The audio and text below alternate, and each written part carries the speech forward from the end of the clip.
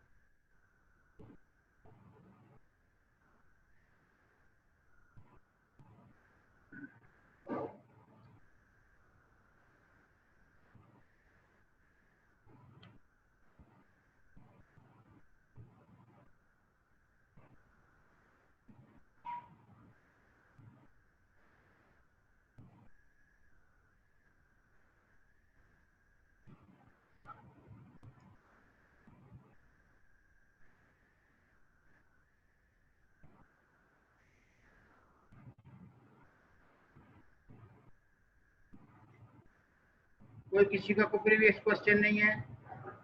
आवाज आ रही है सबको?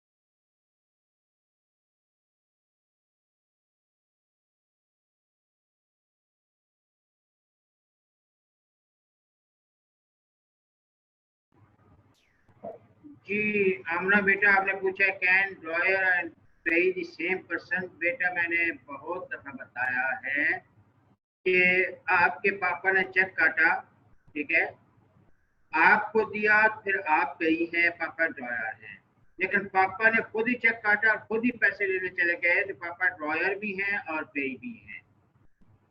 आमना क्लियर है? आमना अपने हैंड रेज किया है, क्वेश्चन टाइप करें प्लीज।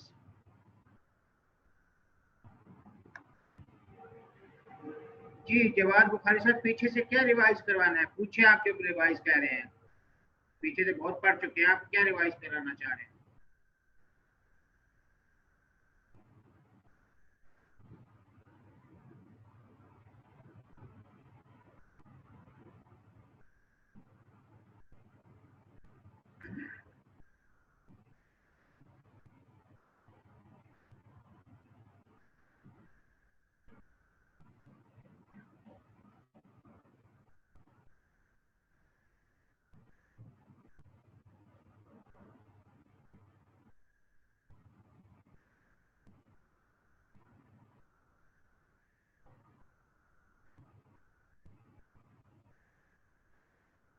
ओके जी, हम स्ट्रेट में शुरू करते हैं। हमने चेक शुरू किया था, बाकी तो ये सारा हो गया था उनका कंपैरिजन।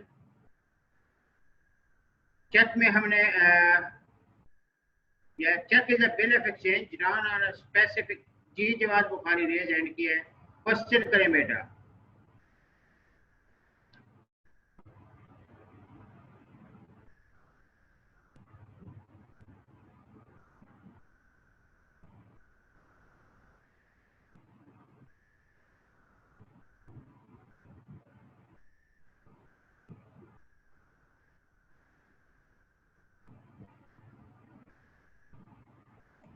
आपने पूछा condition for bill of exchange.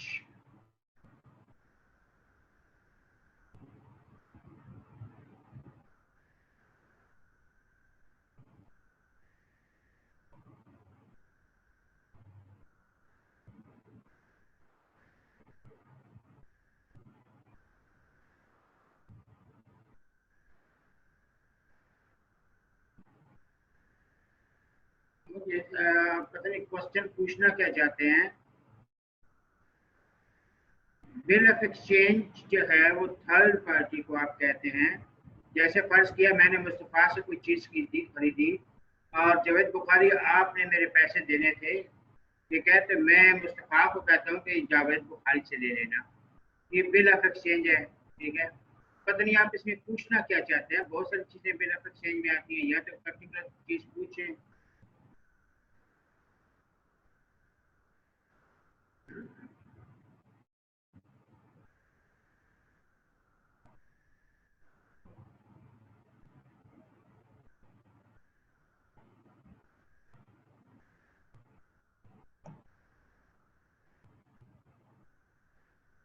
Condition means आप असेंशियल्स की बात कर रहे हैं। अनकंडीशनल ऑर्डर होता है ये। कंडीशन में अनकंडीशनल एक तो ये है कि इन राइटिंग होता है, और हमेशा bill of exchange in writing होता है जी। अनकंडीशनल ऑर्डर यानी कोई फिर आप कंडीशन नहीं रखते इसमें, कोई अनकंडीशनल होता है। Sign by the drawer, drawer से साइन करता है। सर्टेन ड्रॉई, ड्रॉई का आप नाम मेंशन करते हैं इन केस ऑफ नीड भी होता है। सर्टेन पे जिसने पैसे लेना होते हैं। अब अल्लाह जाने आप इसमें क्या चीज, कोई पर्टिकुलर चीज पूछना चाहते हैं, व्हाट्सएप पे पूछ ले। हमने आपने शायद क्लास मिस की है।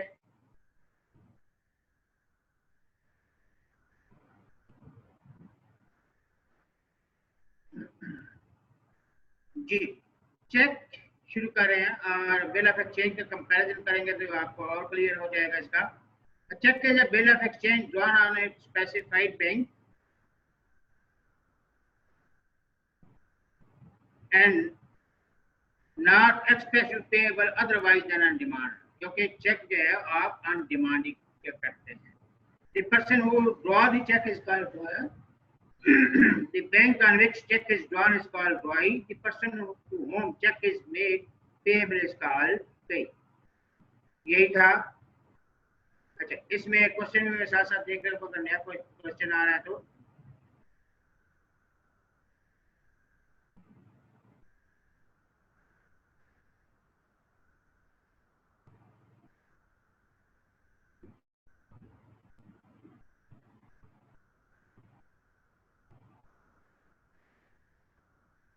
जी, व्हाट्सएप पे आप पूछ लूंगा, ठीक है, वेलकम, व्हाट्सएप पे पूछ लीजिएगा। अच्छा, फिर इसके एसेंशियल थे, सेम एसेंशियल है जो बिल ऑफ एक्सचेंज के एक दो के अलावा। इन राइटिंग, चेक हमेशा राइटिंग में होता है, ये अब सिंपल सी बात है, इसमें ऐसी कोई इशू नहीं है।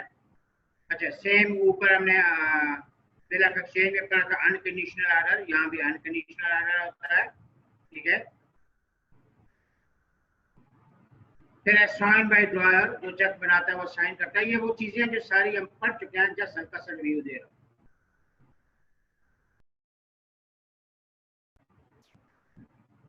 फिर है पेएबल ऑन डिमांड, चेक आप जब बैंक में देते हैं तो आप कैश दे सकते हैं, ठीक है, पेएबल ऑन डिमांड होता है। फिर है सर्टेन सम, चेक में सर्टेन सम यानी 500 1000 5000 सर्टेन सम लिखी होती है। पेएबल टू बेयरर या ऑर्डर, दोनों सूत्र में लाया जा सकता है। पेएबल टू बेयरर यानी जिसके पास चेक का पे कर दें, या ऑर्डर, ठीक है। ये नीचे भी उसकी टाइप में जाएंगे तो आपको और अच्छा क्लियर हो जाएगा। ये क्वेश्चन कोई आ रहे हैं sir, can you please explain cheque. Mustafa साहब, चेक कभी नहीं देखा ये, जब भी पेमेंट करते हैं चेक एक बना के देते हैं कि बैंक से जाकर पैसे ले लें, ये चेक होता है। कभी जनरल लाइफ में भी सुना होगा कि मैंने उसको चेक दिया है, ये चेक मिला है मुझे।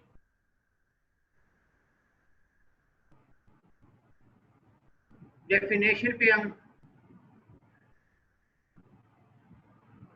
Check is a bill of exchange, यानी चेक भी, चेक और बिल ऑफ एक्सचेंज दोनों बैंक पे ड्रॉ किया जा सकते हैं on specified bank and not express to be payable otherwise and demand. यानी चेक हमेशा, आप जब मैंने आपसे कोई चीज खरीदी, आपको चेक दिया, आप जाके अभी उससे बैंक से डिमांड कर सकते हैं ये पैसे दे।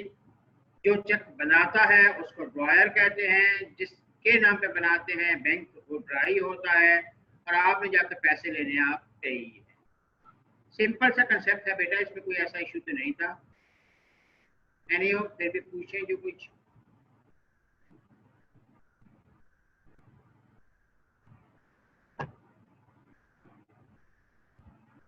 अच्छा, और कोई क्वेश्चन किसी का?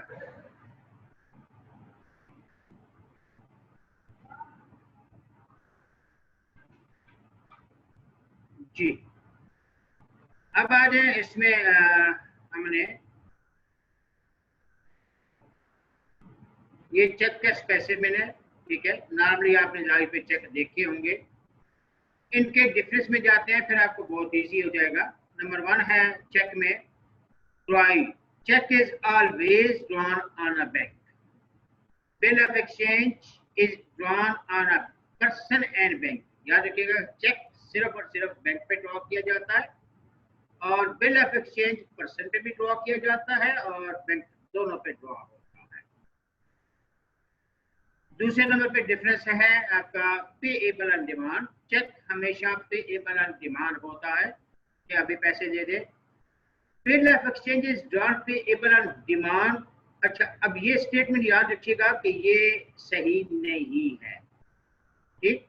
हाँ, on the expiry of certain period या आफ्टर साइट, ये जो साइट लिखा हुआ है एट साइट नहीं होगा, आफ्टर साइट होगा, ठीक। तो bill of exchange is not payable on demand, ये सही नहीं है, ठीक है। आगे साथ ही जुमला मिलाना है on the expiry of certain period. उसकी वजह यह है कि यही अब राइटर है ना, कुछ गलतियां हो जाती हैं। ये देखें यहाँ पे जो लिखा है bill of exchange is payable on demand, ठीक है। अब नीचे यही देखिएगा, अब बिल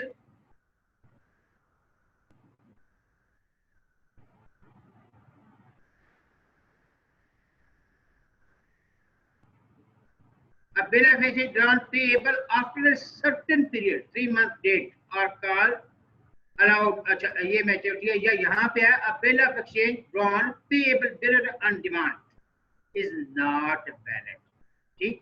तो यानी जो समझाना चाह रहा हूँ, मैंने वैसे भी समझाया था कि डायरेक्ट ऑन डिमांड नहीं बनाया जाता। हाँ, एक्सपायरी ऑफ सर्टेन डेज फिर आप उसको बना सकते हैं। उसकी वजह लॉजिक मैंने बताया था कि बैंक के पास बैंक चेक ऑन डिमांड हो जाता है, तो बैंक के पास हर वक्त पैसे होते हैं, लेकिन पर्सन के पास हर वक्त पैसे नहीं होते। इसलिए bill of exchange is not payable on demand, और या इसको ब्रैकेट में कहना है एक्सपायरी ऑफ सर्टेन पीरियड या आफ्टर साइट।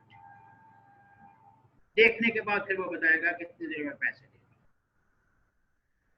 तीसरा डिफरेंस है payable to bearer on demand. A cheque drawn payable to bearer on demand is valid, और यहाँ पे a bill of exchange drawn payable bearer on demand is not valid. ये पहले भी मैं बहुत दफा बता चुका हूँ, और बच्चों ने व्हाट्सएप पे भी बहुत दफा पूछा। कल और परसों काफी बच्चों ने कुछ क्वेश्चन पूछे, मैंने उनको क्लियर भी किया था, और ये पहले भी बता चुका हूँ कि बिल यानी पेएबल बिरर ऑन डिमांड, जिसके पास ये है उसको अभी पैसे दो। तो चेक में तो बैंक में पैसे दे सकता है, लेकिन बिल ऑफ एक्सचेंज में ये वैलिड नहीं है, क्योंकि हर वक्त बंदे के पास इतने पैसे नहीं होते। अच्छा, अब है acceptance. Cheque does not require acceptance by drawee before payment. Cheque में एक्सेप्टेंस मस्ट नहीं हो, ठीक। A bill of exchange require acceptance by the drawee before payment। याद रखिएगा, जब भी बिल ऑफ एक्सचेंज पेश करेंगे उसने एक्सेप्टेंस देनी होती है कि हाँ ये मैंने पैसे देने हैं, मैं दूंगा। बैंक का इशू नहीं होता, बैंक पे आपका अकाउंट है, पैसे हैं, तो एक्सेप्टेंस की जरूरत नहीं होती।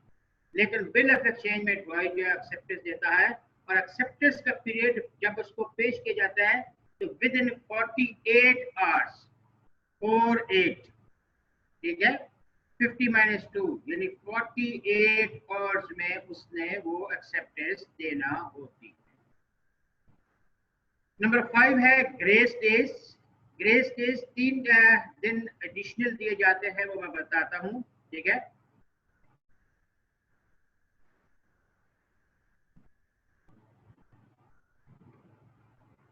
जी, ग्रेस डेज चेक में अलाउ नहीं होते। Cheque is payable on demand, क्योंकि ऑन डिमांड होता है, और ऑन डिमांड में कभी भी ग्रेस डेज नहीं होते। Whereas bill of exchange is not payable after a certain period, 3 grace days are allowed in calculating the maturity date। तो ये आगे पूरा उसकी डिटेल है कि किन किन है, लेकिन फिर आप ये समझिएगा कि बिल ऑफ एक्सचेंज में 3 डेज ऑफ ग्रेस होते हैं। अब किन किन में होते हैं वो सिर्फ बाद में जानते हैं। फिर है स्टैम्प। चेक में स्टैम्प जरूरी नहीं है, लेकिन बिल ऑफ एक्सचेंज में मस्ट है अकॉर्डिंग टू स्टैम्प बैंक। फिर है क्रॉसिंग। चेक क्रॉस किया जा सकता है। क्रॉस का मतलब यह कि आप कैश नहीं लेना चाहते, अपने बैंक अकाउंट में ट्रांसफर करवाते हैं अमाउंट, उसको क्रॉस कहते हैं, क्रॉसिंग। अब bill of exchange not cross, bill of exchange cross नहीं होता। फिर नोटिंग और protest. In cheque there is no need of noting और प्रोटेस्ट, मोस्टली वो बैंक उस पे रीजन लिखी होती है। बिल ऑफ एक्सचेंज में जो है there is need of noting and protest, यहाँ पे आपको नोटिंग और प्रोटेस्ट करना पड़ता है। और नोटिंग और प्रोटेस्ट मैंने लास्ट क्लास में भी पढ़ाया था, आगे चल के फिर पढ़ाऊंगा। जब आप कंप्लेंट करते हैं नोटिस पब्लिक ऑफिस कि ये पैसे नहीं मिले, वो नोटिंग में आता है। जब वो आपको सर्टिफिकेट इशू करता है फिर वो प्रोटेस्ट में आता है। जी, फिर है स्टॉपिंग द पेमेंट। जी, payment of cheque can be stop, cheque की पेमेंट स्टॉप की जा सकती है, बिल ऑफ एक्सचेंज की पेमेंट स्टॉप नहीं कर सकती। जी दानियाल बेटा, आपने हैंड रेज किया है, आप क्वेश्चन पूछे। Notice of dishonour. Notice of dishonour is not required in cheque. Cheque में चूंकि मैंने कहा है तो वो सारी डिटेल लिख के देते हैं, इसलिए नोटिस ऑफ डिसऑनर नहीं होती, लेकिन बिल ऑफ एक्सचेंज में नोटिस ऑफ डिसऑनर का बताना पड़ता। ये 10 डिफरेंस है। 2 मिनट ले लें, स्पून से पढ़ें, इस दौरान क्वेश्चन भी पूछ लें। अच्छा, दानियाल साहब लिखते हैं बिल ऑफ एक्सचेंज अगर कैंसिल करवाना चाहे तो भी हो सकता है सर। देखिए, होता यह है कि बामी रजामंदी से तो कैंसिल किया जा सकता है। बामी रजामंदी से आगे जब डिस्चार्ज ऑफ कंट्रैक्ट में इसमें बिल ऑफ एक्सचेंज में जाएंगे तो बामी रजामंदी से कैंसिल किया जा सकता है। वैसे अगर आगे चल रहा है, इंडोर्स हो रहा है, तो आप उसको कैंसिल नहीं कर सकते, क्योंकि जिसके पास है आप उसको तो नहीं मना कर सकते। हाँ, कोई कंडीशन आ जाती है तो बाहमी रजामंदी से मिलकर उसको किया जा सकता है। जी, कोई क्वेश्चन और किसी का?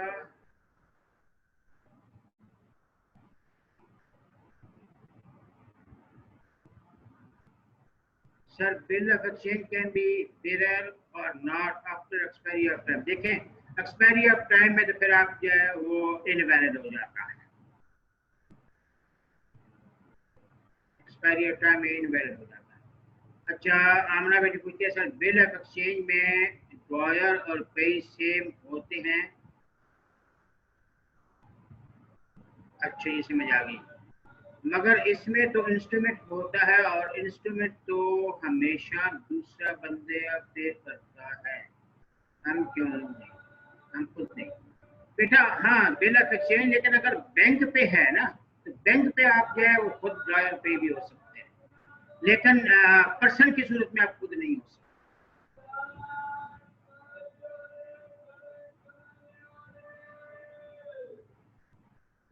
रेयर केसेस में देखिए। अच्छा हाँ, अगर इस डिटेल में जाना चाहते हैं कि आपने कि क्वेश्चन आपने अभी कर लिया, चले मैं समझा ही देता हूँ कि मैंने आपसे चीज को खरीदी और बात है रीफ बेटी के पास चले जाना, आपने आगे इंडोर्स कर दिया किसी को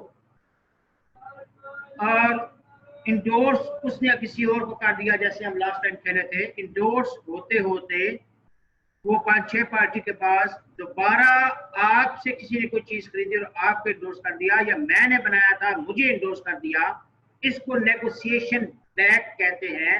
हाँ, उस सूरत में अब वो इंडोर्स होते थे दोबारा मेरे पास आ गया तो फिर मैं खुद जाके पे भी ले सकता हूँ, लेकिन वो आगे टिपिकल चीज है, उसको अभी जब हम पहुंचेंगे किन सूरत में नेगोशिएशन बैक होती है तो वहाँ चल के आपको सही समझ आएगा, लेकिन अभी आपका क्वेश्चन था इसलिए मैंने बता दिया।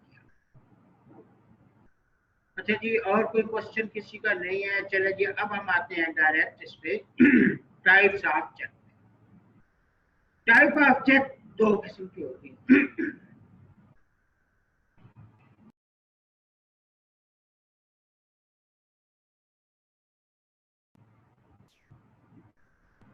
टाइप ऑफ चेक 2 किस्म की होती है।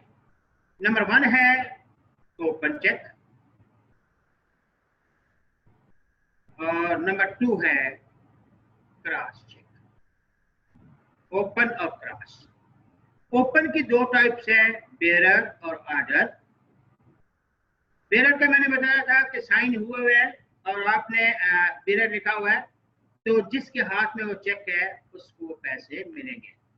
यहाँ पे in a bearer cheque the paying bank need not check the authenticity of the holder of the cheque, यानी जिसके पास चेक है उसमें साइन है सामने भी बैक पे भी, और उनको चेक अच्छा जरूरत नहीं है। लेकिन अब चूंकि फ्रॉड पाकिस्तान में इतने में है कि अब वो बेरर को भी ऑर्डर ही कहते हैं, उसमें भी साइन लेते हैं। लेकिन जो रूल के तहत कि अगर वो बेरर है, साइन हुआ है, उसके पास बेरर चेक क्रॉस है, उस पर टिक है कि बेरर चेक है, तो वो फिर बैंक उसको जो है अथेंटिसिटी उसकी जरूरी नहीं चेक पाए। लेकिन इसमें रिस्क है, there is a great risk involve in this case if cheque goes into the wrong hands, he may get the payment from the bank unless its payment has already been stopped। यानी जब आपने check दिया किसी को bearer, मैंने कहा था ना कि बेरर जिसके पास इंस्ट्रूमेंट हो तो वो कोई चोरी भी कर सकता है, छीन भी सकता है, ठीक है, तो वो रिस्क है इसमें, ठीक। हाँ, अगर आपको फौरन पता चल जाता है कि पेमेंट नहीं हुई तो आप बैंक में पेमेंट स्टॉप कर सकते हैं, फिर कर सकते हैं। लेकिन ऑर्डर चेक में तो उसको बकायदा साइन करवाते हैं, एनआईसी कॉपी लेते हैं, ठीक है। Order check is also payable at counter on the bank. It is paid by the bank after being satisfied about the identity of the holder of the check. Okay? सारी detail करने के बाद और even उस बंदे से sign भी लेते हैं, ठीक है। तो ये दो थे, यानी ओपन चेक का मतलब यह है कि आपको कैश मिलेगा। ओपन चेक का मतलब यह है आपको कैश मिलेगा, ठीक। अब आता है क्रॉस चेक। क्रॉस चेक से पहले मैं देखूं क्वेश्चन बच्चों को कुछ है। फर्स्ट शीशा पूछते हैं, सर क्या बिल ऑफ एक्सचेंज की टर्म्स एंड कंडीशन चेंज होगी at the time of endorsement? देखिए, टर्म एंड कंडीशन चेंज सिर्फ ये हो सकती है कि आप उसमें जो इंडोर्स कर रहा है, जो इंडोर्सी है, वो अपनी लाइबिलिटी एक्सक्लूड कर सकता है, ठीक है। उसको सेंस रिकोर्स इंडोर्समेंट कहते हैं, ठीक। फिलहाल इतनी बता रहा हूँ, लेकिन आगे चल के इसकी डिटेल है, ठीक। हाँ जी, हो सकती है, लेकिन अमाउंट वगैरह की वो टिपिकल हो जाएगा। ये क्वेश्चन कुछ थोड़ा सा आगे चलने दो, आपके क्वेश्चन खुद खुद क्लियर होते जाएंगे। अच्छा, और क्वेश्चन तो नहीं है, ठीक, और क्वेश्चन नहीं। अच्छा अच्छा जी, जयान साहब कहते हैं बिरर और ऑर्डर की एक बार फिर दे। बेटा जयान, मैंने आपको चेक दिया, उस पे सामने भी साइन कर दिया, बैक पे भी साइन कर दिया, और बिरर को टिक किया है कि ये बिरर है। ये सेम पी नोट जिस तरह था बिरर या ऑर्डर, तो अब आपके पास बिरर है और फसी के पास उसको जो है मैंने ऑर्डर उसका नाम लिखा है, ठीक है। अब वो बकाया जाएंगे, उसके साइन लेंगे, अथेंटिसिटी पूछेंगे, वो ऑर्डर चेक है। और अब चूंकि हालात ऐसे हैं कि मोस्टली ऑर्डर ही चेक चलते हैं, देन तो आपके पास वो बेरर है, आपसे वो डिटेल नहीं पूछेंगे, जयान आपको पेमेंट कर देंगे, ये बेरर है। और फंसी के मामले में वो जो है उससे साइन भी लेंगे, सारी डिटेल भी, और वो ऑर्डर में कहना है जी। अब आ जाए क्रॉस चेक। क्रॉस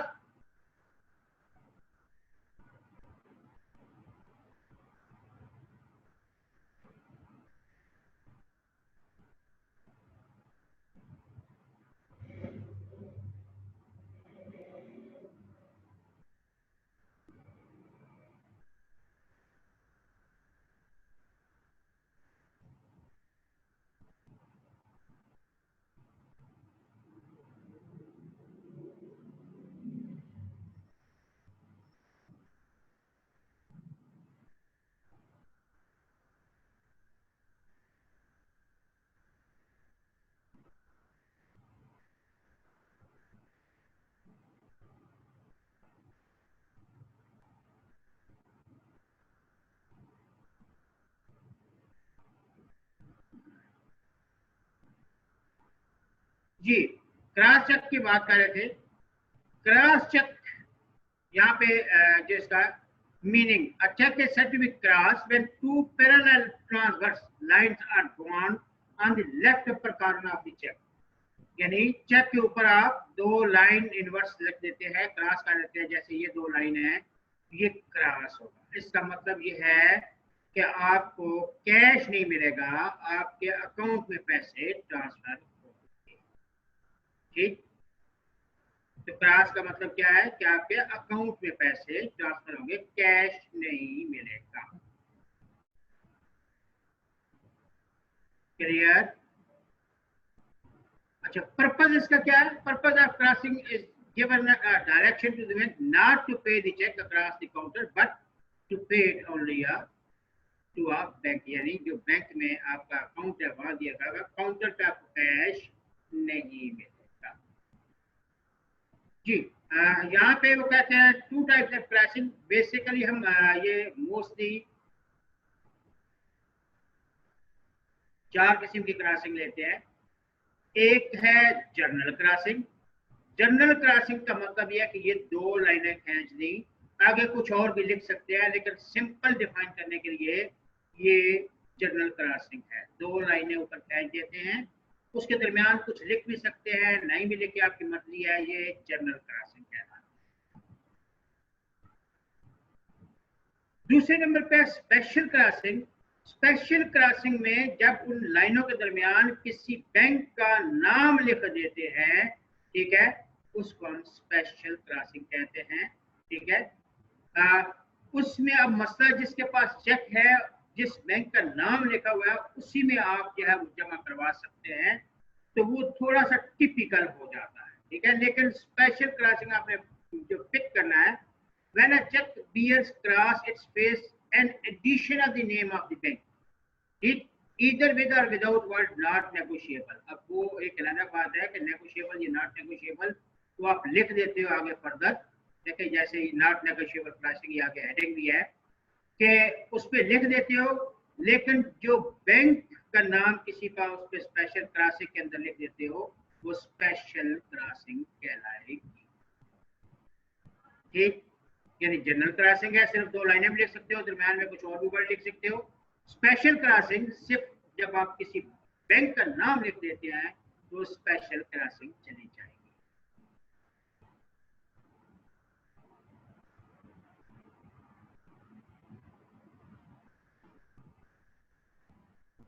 अच्छा, तीसरे नंबर पे अकाउंट्स पे ओनली।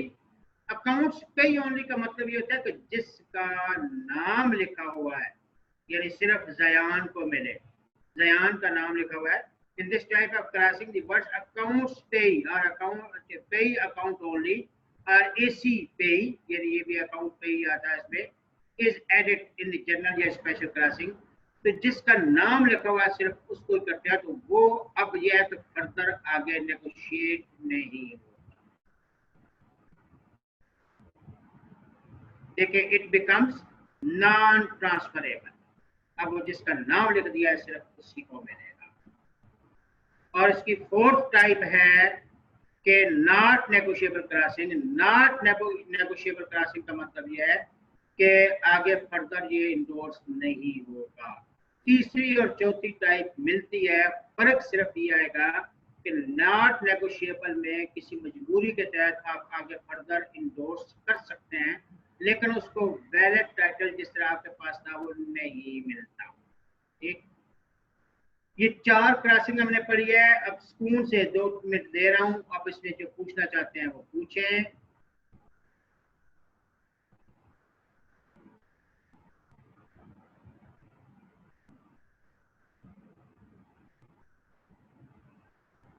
जी मुस्तफा साहब, special classic bank to bank जो है ना, सेम बैंक नहीं होता। जो बैंक आप मेंशन कर देते हैं उसी में ही वो चेक जो है वो जमा हो सकता है, यानी जब बैंक का नाम मेंशन कर देते हैं तो उसका स्पेशल क्लासिक है। चलिए, और क्या?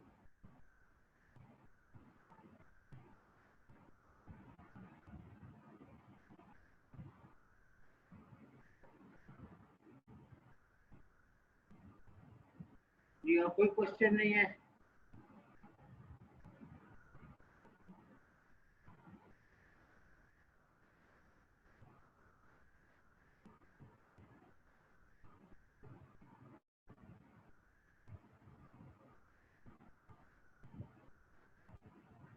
जी आमना बेटी कहती है कि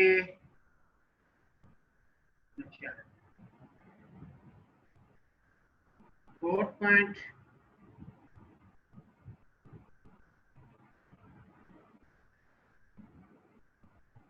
अच्छा जी, नॉट नेगोशिएबल क्रॉसिंग का मतलब ये है बेटा कि आगे फर्दर आप किसी को नेगोशिएट नहीं करेंगे। ठीक, a check marked with words not negotiable can be transferred by the payee.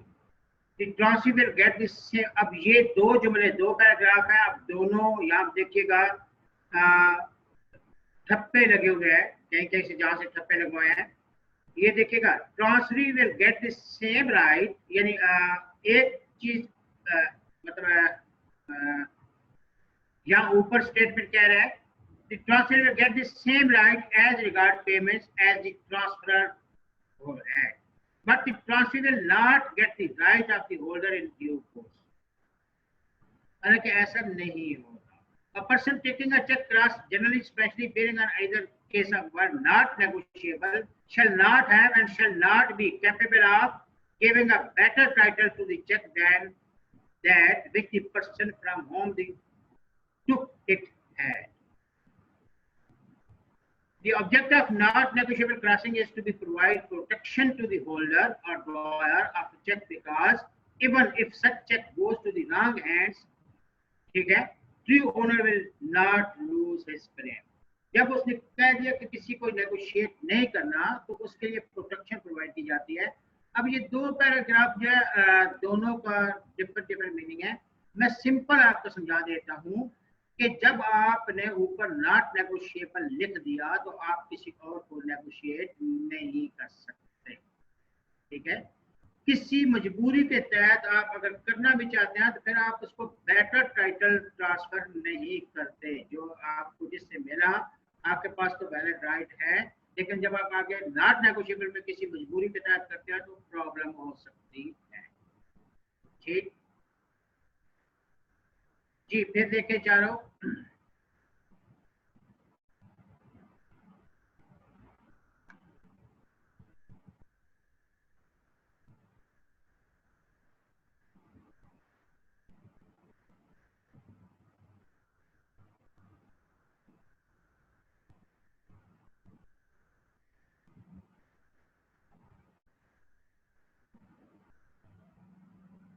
Okay जी, कोई क्वेश्चन नहीं है। अच्छा, अब आ जाए कि who can cross the cheque, cheque को कौन क्रॉस कर सकता है। अगर ये ना भी पढ़े तो आप सिंपल सुने, ये नहीं पढ़ते कौन क्रॉस कर सकता है जी। मैंने जयान को चेक दिया, जयान को चेक क्रॉस कर सकता है। पहली बात है मैं खुद बना रहा हूँ, मैं क्रॉस करूंगा। दूसरे नंबर पे मैंने क्रॉस नहीं किया तो जयान क्रॉस कर सकता है। ठीक, दो बातें। या जयान को मैंने कैश का चेक दिया था, वो कैश नहीं लेना चाहता, अपने बैंक में ट्रांसफर कराना चाहता है, तो भी वो क्रॉस कर सकता है। हम दोनों ने नहीं किया तो फिर बैंक क्रॉस कर सकता है। ठीक, या जिसको किसी को इंडोर्स किया है वो क्रॉस कर सकता है। ठीक, बैंक क्रॉस कर सकता है। और अगर आपका चेक जो है जिस बैंक पे है, यानी आपका अकाउंट हबीब बैंक में और चेक एमसीबी का है, तो हबीब बैंक में जमा करवाया है, तो अब हबीब बैंक वाले फिर ऊपर जो है क्रॉसिंग करेंगे। ठीक है, एमसीबी के नाम, वो स्पेशल सेकंड स्पेशल क्रॉसिंग हो जाएगी। ठीक, तो ये जनरल कंसेप्ट को डेवलप करें, रख के ना लगाएं। ठीक है, अब हम पहले लेते हैं कौन क्रॉस कर सकता है। Who may cross the cheque, where cheque is uncrossed the holder may cross this generally special. Generally यानी किसी सिंपल दो लाइनें कह दे सकते हैं या किसी बैंक का नाम मेंशन कर सकते हैं। Where a check is crossed, generally the holder में क्रॉस है स्पेशली। वही बात है, अगर जनरली है जो वही ऊपर वाले बात रिपीटेड है कि जहाँ पे जनरली आप स्पेशली क्रॉस कर सकते हैं। स्पेशली क्रॉस करने का मतलब ये होता है कि आप उस बैंक का नाम मेंशन करते हैं। मैं पहले भी बता चुका हूँ कि स्पेशली क्रॉस करने का मतलब उस बैंक का नाम मेंशन करते हैं। फिर तीसरे नंबर where cheque is cross generally और स्पेशली द होल्डर में add the words not negotiable. अब उसमें अच्छा, ये अब क्रॉसिंग का पॉइंट कौन कर सकता है, इसमें अब ये फर्दर वर्ड्स आप यूज कर सकते हैं, not negotiable. Where cheque is cross specially the bank to which it is crossed may again credit especially to another bank। कि मैंने बताया कि जब एक बैंक में आप जमा करवाते हैं तो फिर वो जिस दूसरे बैंक में जाना है, ठीक है,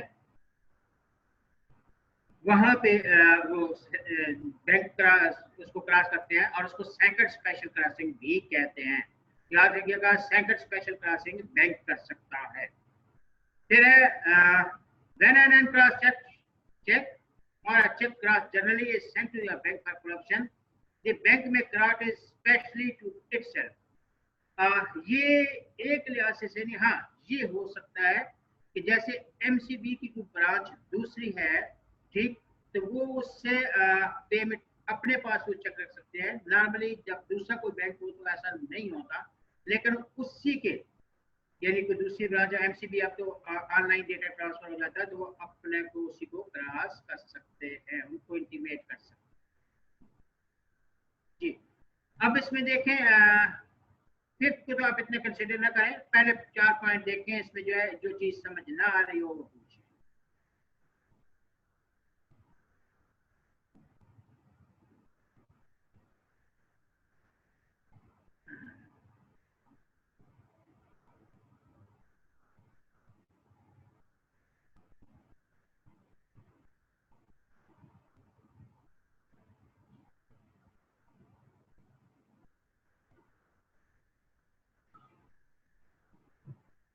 कोई क्वेश्चन नहीं है?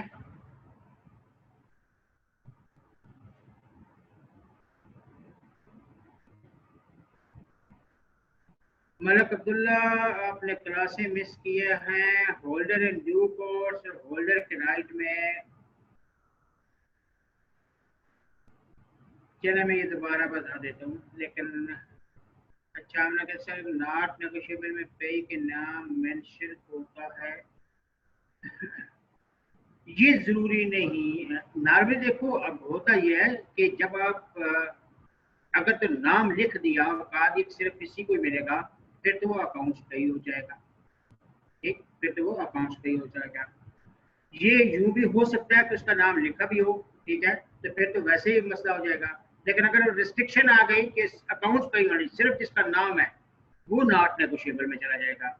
ये नहीं लिखा कहा नॉट नेगोशिएबल, तो ये भी जाता उसमें, लेकिन नॉट नेगोशिएबल में आप लीवरेज है कि आप किसी मजबूरी की सूरत में ट्रांसफर कर सकते हैं, अकाउंट पे ओनली में तो कर ही नहीं सकते।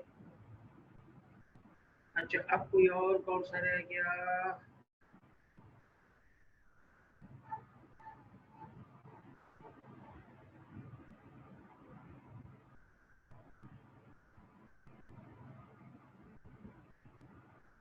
मलिक अब्दुल्ला, आपका क्वेश्चन होल्ड कर रहा हूँ, ये आगे चुके हैं बहुत डिटेल से आते, मैं उसमें समझाऊंगा।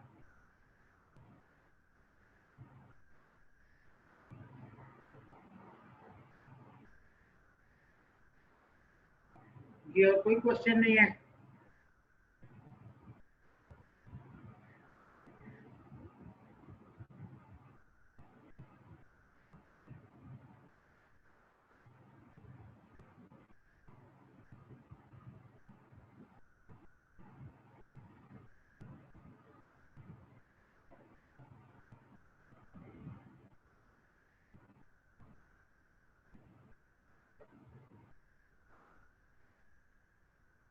जी मुझे तो कोई क्वेश्चन और नजर नहीं आ रहा, चलो शुरू करते हैं। Next,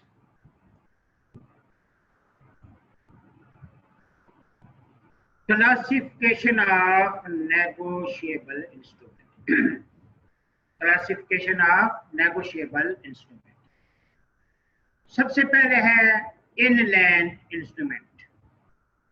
inland instrument, a bill, a note, a bill of exchange drawn or made in Pakistan payable in or drawn upon any person resident in Pakistan shall be deemed to be an inland instrument। यहाँ पे जी मैंने शेख अब्दुल्ला से कोई चीज खरीदी और कहा कि मतलब नहीं, शेख उस्मान से कोई चीज खरीदी और कहा मलिक अब्दुल्ला से जाके पैसे दे लो, ये इनलैंड है, ये इनलैंड है। आप यूं समझ लें कि 3 पार्टी हैं, तीनों में पहले तो सिंपल समझे फिर दूसरी तरफ आते हैं। मेजॉरिटी तीनों पाकिस्तानी है तो इनलैंड कहलाएगा। या मैं और उस्मान पाकिस्तानी है, मलक अब्दुल्ला न्यूजीलैंड के हैं, ठीक है, तो भी इनलैंड कहलाएगा।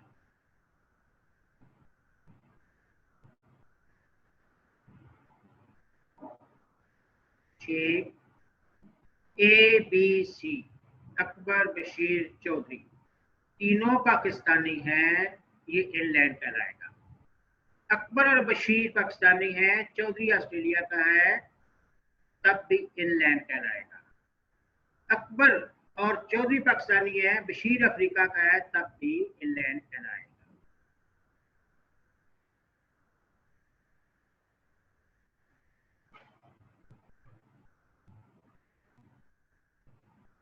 जी, ये इनलैंड।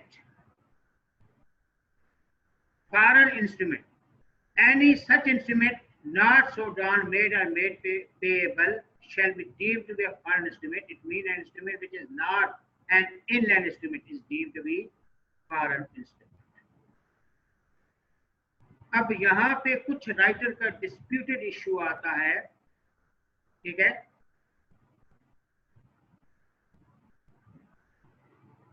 जी हाँ, मुस्तफा साहब पहले तो जनरल कंसेप्ट समझिए, ये ठीक है। अब हुआ क्या, नोनी पोनी टोनी तीनों गैर मुल्की हैं, नोनी पोनी टोनी तीनों गैर मुल्की हैं, ठीक, तो ये फॉरेन इंस्ट्रूमेंट कहलाएगा। या नोनी और पोनी वो अमेरिका के हैं, टोनी पाकिस्तानी है, तब भी फॉरेन इंस्ट्रूमेंट कहलाएगा। ठीक, तो मेजॉरिटी ऑफ पार्टीज को हम मोस्टली फोकस कर सकते हैं। बाकी कुछ डिस्प्यूटेड इशू हैं कि सिर्फ पेएबल इन पाकिस्तान या पेएबल, ठीक है, लेकिन बहरहाल आपने जो मेन पिक करना है वो मेजॉरिटी को पिक करना है।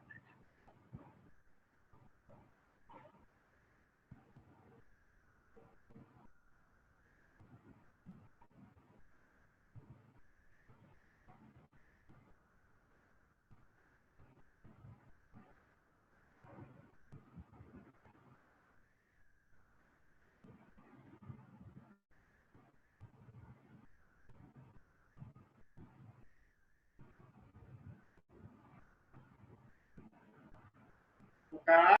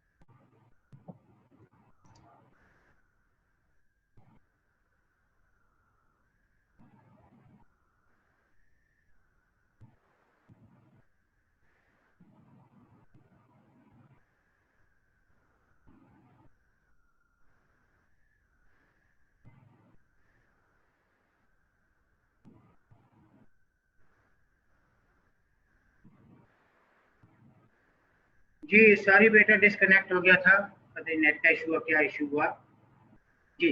तो हमने इनलैंड और फॉरेन इंस्ट्रूमेंट पढ़ लिया। इसमें कोई क्वेश्चन है तो पूछें।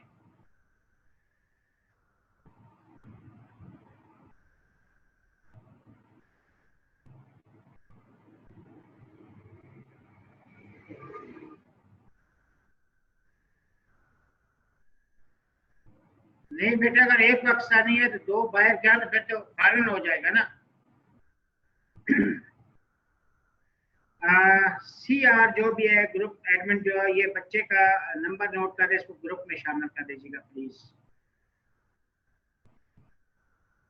बेटा अंडरस्टूड सी बात है आमना, एक पाकिस्तानी है दो बाहर क्या, तो फिर इनलैंड तो नहीं होगा ना, फॉरेन होगा ना।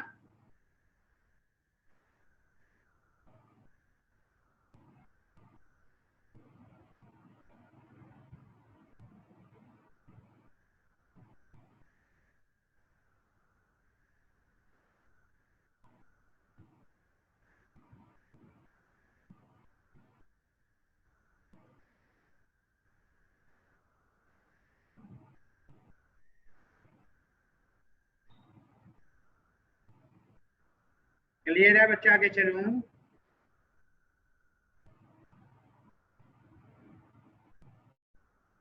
शेख उस्मान साहब, नॉट नेगोशिएबल इंस्ट्रूमेंट। आपको मामा ने पराठा बना के दिया है और ऊपर लिख दिया है कि अल्लाह का वास्ता है, ये किसी और को बेचना नहीं है, ठीक है, खुद ही खाना है, ठीक। अब आपके अलावा कोई और नहीं खाएगा। नॉट नेगोशिएबल इंस्ट्रूमेंट, पता नहीं क्यों आप उसमें नॉट नेगोशिएबल का मतलब यह है कि मैंने आपको चेक दिया है और ऊपर लिख दिया है कि नॉट नेगोशिएबल, आप किसी और को इंडोर्स नहीं कर सकते। हाँ, किसी मजबूरी की सूरत में कर सकते हैं, लेकिन जो वैलिड राइट आपके पास थे वो आगे आप हो सकता है ट्रांसफर ना कर सके। नॉट नेगोशिएबल, मैंने आपसे जो है आमों की 10 पेटियां खरीदी हैं, चेक दिया है, उस पर लिख दिया है नॉट नेगोशिएबल। अब वो किसी और को आप ट्रांसफर नहीं कर सकते, या करते भी हैं मजबूरी में कर तो सकते हैं, लेकिन वो बेटर टाइटल जो आपके पास थे वो उसके पास शायद ना हो, ठीक। नॉर्मली नॉट नेगोशिएबल में, क्योंकि ड्रॉयर की हिफाजत के लिए वो बनाया जाता है कि कहीं आगे मिसप्लेस ना हो। हाँ, अगर मैं लिख देता कि अकाउंट्स पे ओनली सिर्फ शेख उस्मान को मिले, तो फिर तो बिल्कुल भी ट्रांसफर नहीं हो सकता था, लेकिन नाम नहीं लिखा या कोई ऐसा रिस्ट्रिक्शन नहीं रखी, नॉट नेगोशिएबल कर दिया है, तो अब वो भी अकाउंट्स पे ओनली और नॉट नेगोशिएबल तकरीबन उसी सेंस में आते हैं। सिर्फ फर्क यह है कि नॉट नेगोशिएबल में फर्दर आप इंडोर्स तो कर सकते हैं, लेकिन वो जिसको आप देंगे उसके पास, जो आप होल्डर इन ड्यू कोर्स से आपके पास प्रिविलेज है उसके पास इतनी नहीं होगी। अब आप ऐसे कीजिएगा, चूंकि ये 7 दफा मैं बता चुका हूँ, आप रात को मोबाइल पे पूछ लीजिएगा, मैं आपको मोबाइल पे व्हाट्सएप पे बता दूंगा। अच्छा जी, बहुत सब कहते हैं इनलैंड और फॉरेन इंस्ट्रूमेंट क्या एक्सप्लेन करते हैं। बेटा ABC 3 लोग हैं, तीनों पाकिस्तानी है, इनलैंड है, दो पाकिस्तानी है, एक बाहर का है, इनलैंड है। नोनी पोनी टोनी तीनों बाहर के हैं, फॉरेन इंस्ट्रूमेंट है।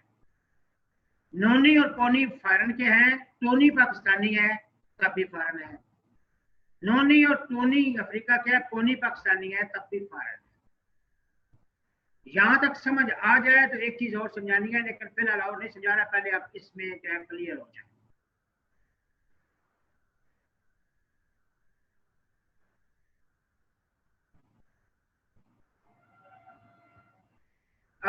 ड्रॉयर और ड्राई का भी आप ये कह रहे हैं, लेकिन उसमें कुछ डिस्प्यूटेड इशू यूं आते हैं, जैसे वो कहते हैं कि चेक ड्रॉन इन या made in payable Pakistan inland, वो यूं हो सकता है। ड्रॉयर दोनों, ड्राई दोनों पाकिस्तान इनलैंड हो, ठीक है, तब भी ठीक है, तब भी जो क्वेश्चन आपका है वो ठीक है।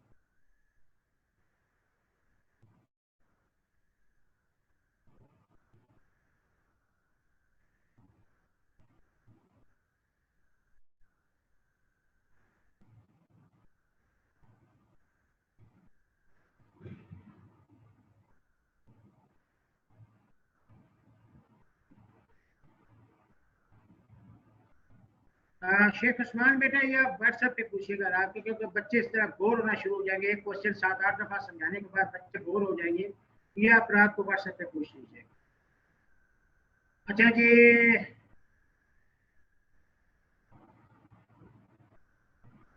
सुबह मजीद जैस सर, क्या यस सर?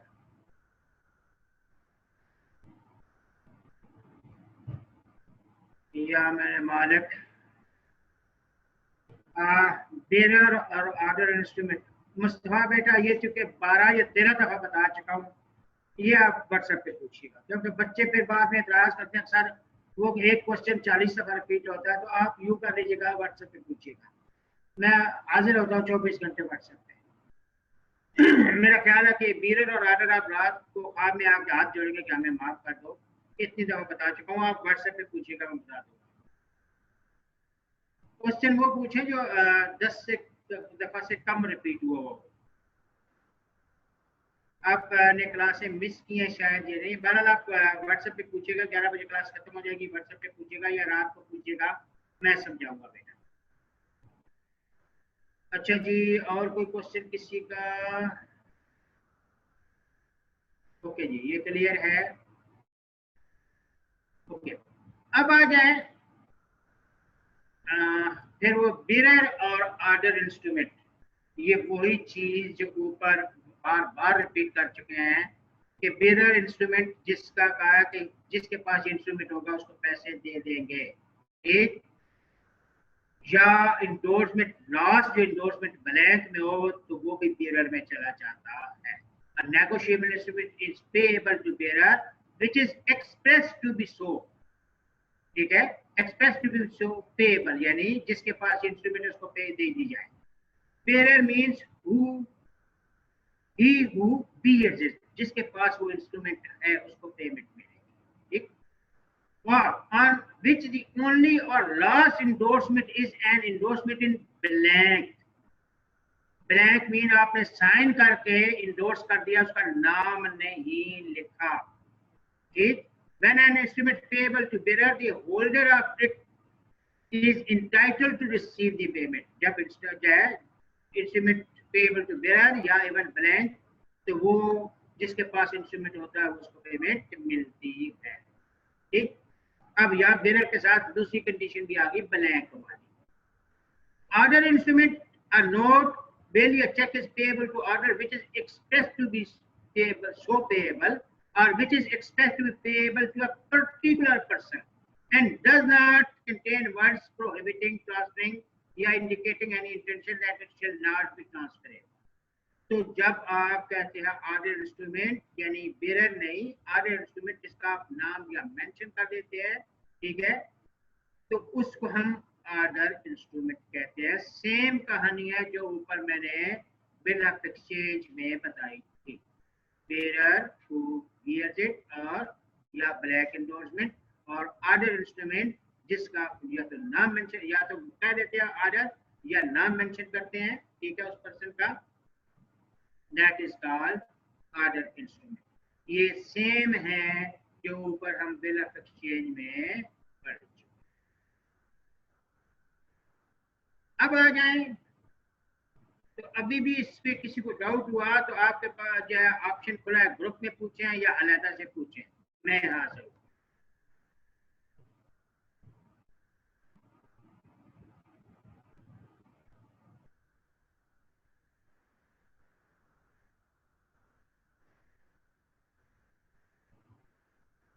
अब आ जाए जी एम्बिगस इंस्ट्रूमेंट। अब ये आपका बहुत अच्छा इंस्ट्रूमेंट है। यहाँ पे देखिएगा, ambiguous instrument, an instrument which can not be clearly identified either as promissory note or as bill of exchange is an ambiguous instrument. It is, अच्छा अब ये समझिएगा, it is faulty instrument. Marks लेने के लिए ये समझिएगा फॉल्टी, लेकिन याद रखिएगा ये फॉल्टी इंस्ट्रूमेंट नहीं होता। क्यों नहीं होता वो मैं समझाता हूँ। Its holder may treat it as a bill of exchange or P note. For example, when a bill is, when a bill, the drawer and the drawer are the same person। सुन ले, faulty नहीं होगा, एक चीज तो ये याद रखिए। अब इसको स्कूल से समझिएगा, जहाँ समझना है आपको पास 1000 टाइम जो है ऑप्शन होते हैं, लेकिन कोशिश तो मैं करता हूँ कि आपको ऐसे मुश्किल क्वेश्चन या व्हाट्सएप पे समझाऊं। अब मैंने शेख उस्मान, मैंने मुस्तफ़ा से कोई चीज खरीदी, मैंने मुस्तफ़ा से टीवी खरीदा और मैंने इंस्ट्रूमेंट बनाया है, चॉइस रखी है। ये जो फाल्टी इंस्ट्रूमेंट लिखा हुआ है इसमें समझिएगा कि जो ओरिजिनल वर्ड्स है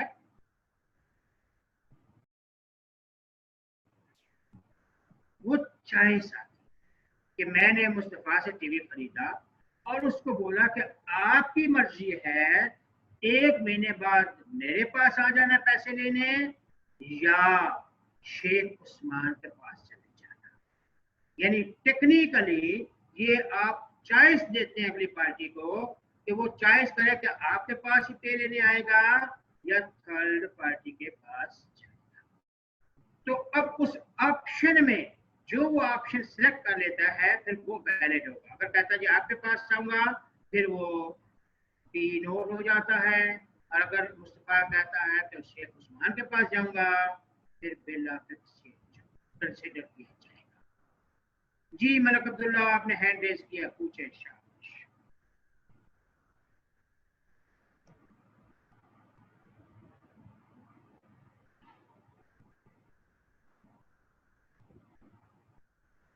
मलक अब्दुल्ला आपने हैंड रेज किया था, पूछे शाबाश।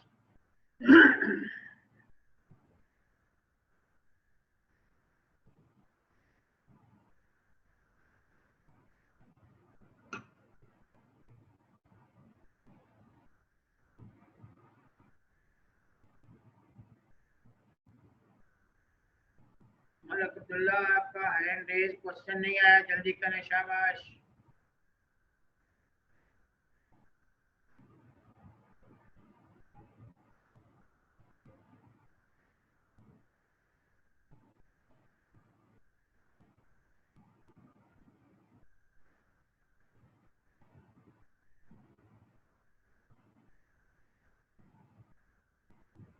थर्ड पॉइंट रिपीट कर।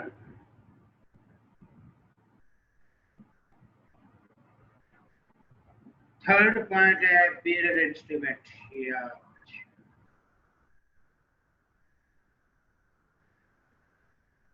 मलक अब्दुल्ला साहब, मैंने आपसे पंखा खरीदा, मैंने आपसे पंखा खरीदा और आपको कहा कि मैं 5000 रुपए दूंगा, ये इंस्ट्रूमेंट है, जिसके पास ये इंस्ट्रूमेंट होगा मैं उसको पैसे दे दूंगा।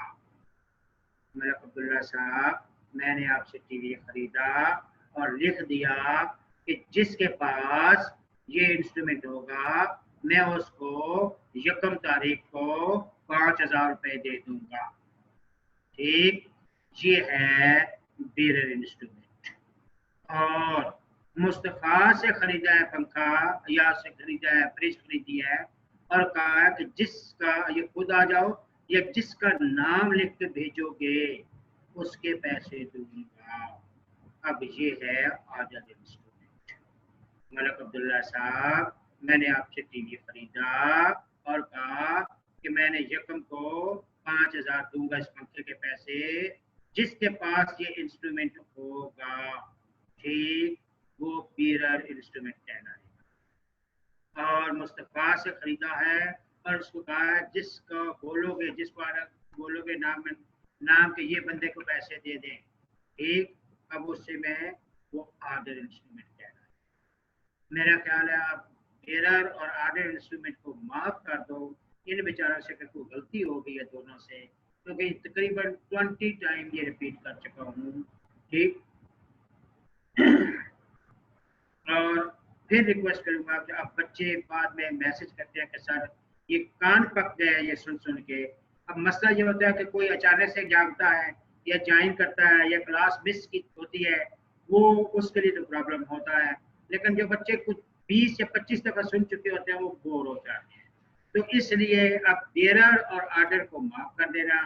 ठीक, जिसको प्रॉब्लम हो वो व्हाट्सएप पे पूछे। ठीक है, अब आ जाए ये एम्बिगस इंस्ट्रूमेंट। जी बेटा, एम्बिगस इंस्ट्रूमेंट, हसी बेटा, मैंने आपसे यह सोफा सेट खरीदा है और कहा है कि भाई इसके 10,000 रुपए हैं।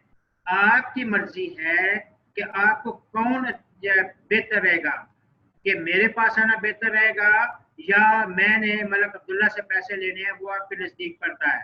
तो आपको चॉइस देता हूं कि आपकी मर्जी है, 1 महीने बाद मेरे पास आ जाओ या 1 महीने बाद अब्दुल्ला के पास चले जाओ। तो जब आप चॉइस रखते हैं, वो फॉल्टी इंस्ट्रूमेंट लिखा हुआ है, टेक्निकली पार्टी के ब्रैकेट में आपका चॉइस दी जाती है अगली पार्टी को, तो भाई आपकी मर्जी है कि मेरे पास आ जाओ या आपकी मर्जी है तो तीसरी थर्ड पार्टी ने अब्दुल्ला के पास चले जाओ। ऐसे इंस्ट्रूमेंट को हम एम्बिगस इंस्ट्रूमेंट कहते हैं। अब आपने फंसी जो चॉइस ली है, कहते हो नहीं जी मैं आपके पास ही आऊंगा, तो ये पी नोट हो जाएगा, और कहते हो मैं मलिक अब्दुल्ला के पास चला जाऊंगा, ये बिल ऑफ एक्सचेंज हो जाएगा। जी और पूछे।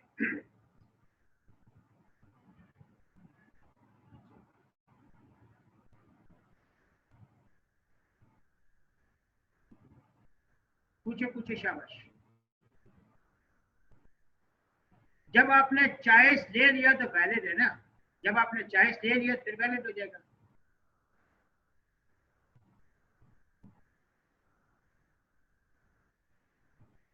नॉर्मली जो फाल्टी वर्ड यूज कर रहा है इसीलिए कर रहा है ना कि वो आप चॉइस है, समझ नहीं आ रही। तो जब आपने चॉइस ले लिया तो फिर वैलिड हो जाएगा बच्चा।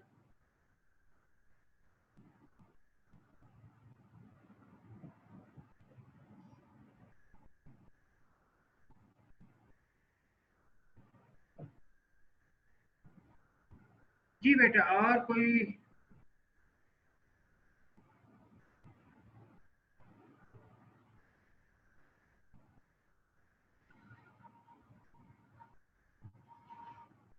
कोई क्वेश्चन नहीं है? ओके जी, अब आ जाए difference in figures and words. Normally होता क्या है कि जब चेक में कोई डाउट हो जाए कि अमाउंट कौन सी सही है, ठीक है, तो हम जो है फोकस ज्यादा वर्ड्स को करते हैं। If the amount undertaken या order to be paid is stated differently in the figures and words, the amount stated in words shall be the amount undertaken। यानी जब ये दोनों में डाउट हो जाए तो फिर जो वर्ड्स में लिखी होती है उसको हम ज्यादा प्रेफर करते हैं, या फिर दोनों को।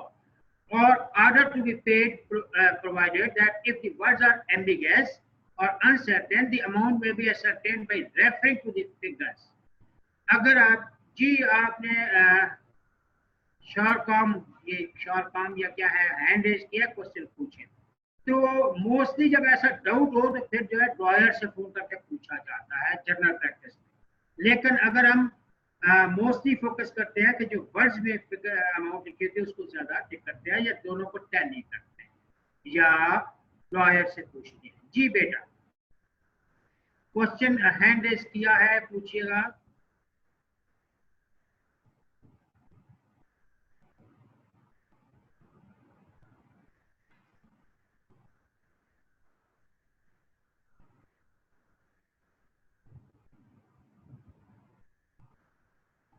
हैंड रेज हुआ किसी बच्चे का, क्वेश्चन है, पूछिएगा।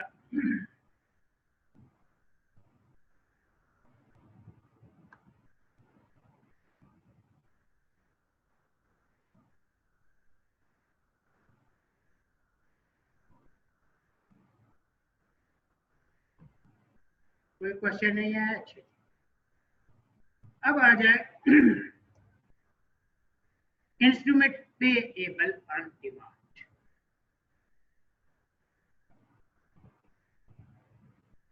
A note or bill is payable on demand किन सूरतों में?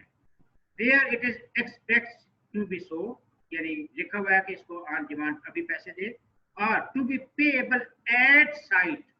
एट साइट याद रखिएगा, आफ्टर साइट पे नहीं होता ऑन डिमांड। तो to be payable at sight, at sight का मतलब है जो ही मुझे ये इंस्ट्रूमेंट दिखाओगे मैं पैसे दे दूंगा।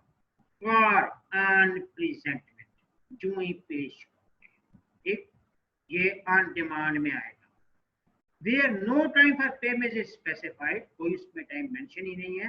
Where the note या bill accepted or endorsed after it is overdue, overdue mean वो डेट आ गई जिस दिन लेना है, ठीक, या ग्रेस डेज शामिल करके लिए।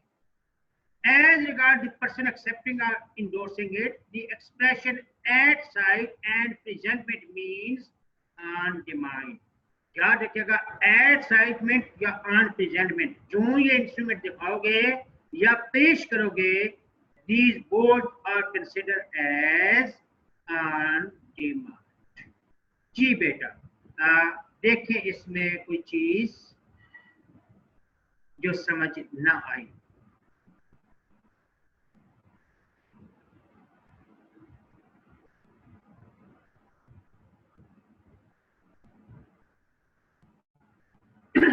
जी जयान बेटा, जी इसका शरकम रेज हैंड तो करते हैं, क्वेश्चन करें ना आप। शरकम, ये क्या नाम है? शरकम, आपने हाथ रेज किया बेटा, क्वेश्चन करें।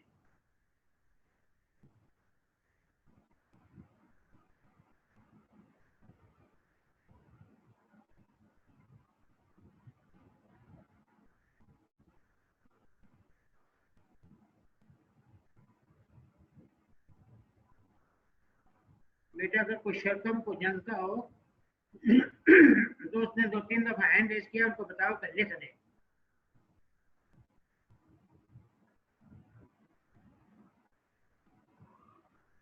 नंबर 7 बता दूं तो बेटा नंबर 7 ही बता रहा था।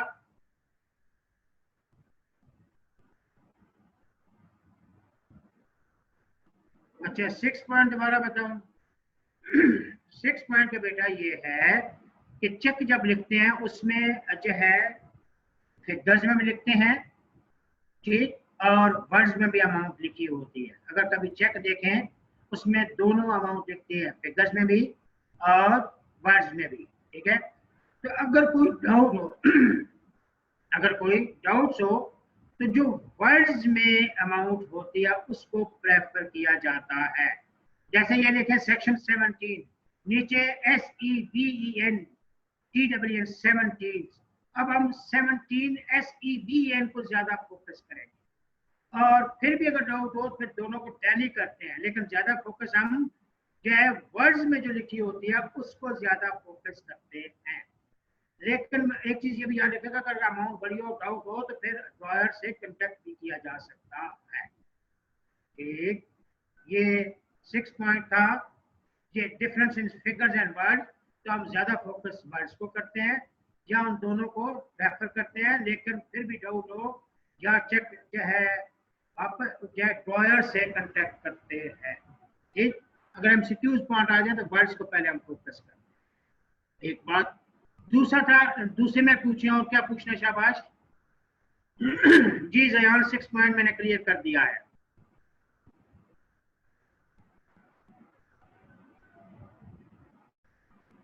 जी अब नंबर 7 बता दूं। चले जी नंबर 7 बता। नंबर 7 था instrument payable on demand.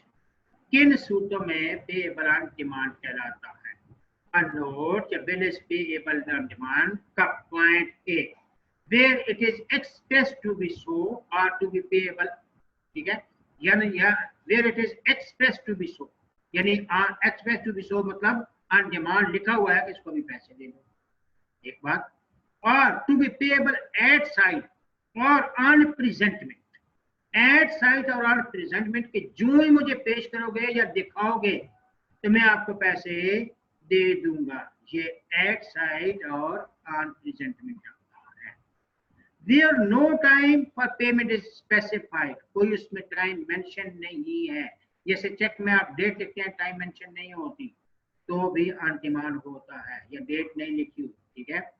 Where a note or bill accepted or endorsed after it is overdue, overdue means यानी जो डेट थी वो आ गई, ठीक है, या ग्रेस डेज शामिल किए गए, यानी पेमेंट आप ले ड्यू है, ठीक।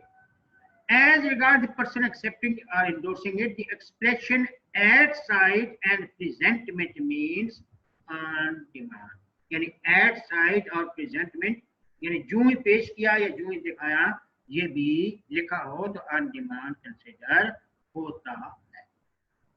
जी बेटा।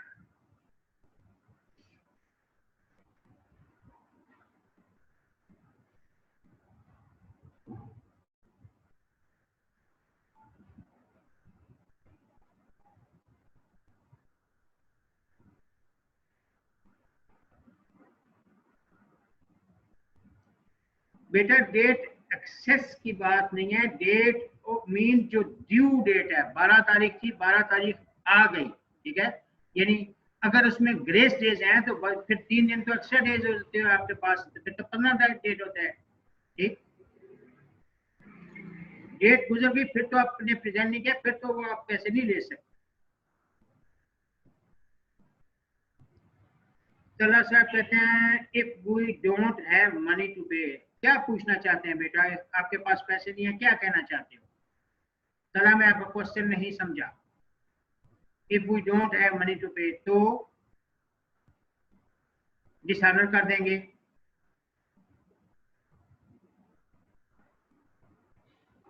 फर्स्ट बेटा ग्रेस डेट, डेट नहीं होती, डेज होते हैं। वो थोड़ा सा बर्दाश्त कर जाओ, उसके रूल्स हैं, रेगुलेशंस हैं, वो आगे पढ़ाता हूँ बेटा। ग्रेस डेट नहीं, ग्रेस डेज होते हैं, 3 दिन होते हैं, वो या आगे पढ़ाता हूँ बता। तो ऑन डिमांड में तो ग्रेस डेज नहीं होते, याद रखिएगा, ऑन डिमांड में ग्रेस डेज नहीं होते।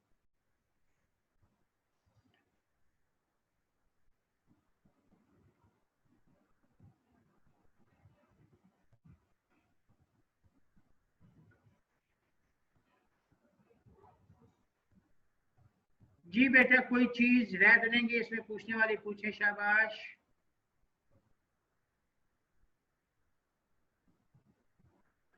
हाँ अगर पैसे नहीं है फिर आप पैसे नहीं देते तो वो डिसऑनर काउंट होगा ना। अगर आपके पास पैसे नहीं है, आप पैसे नहीं देते तला बेटा, तो फिर वो डिसऑनर कंसीडर होगा ना। अंतर से उसमें कोई दूसरा ड्राइंग मेंशन ना हो, drawing case of need.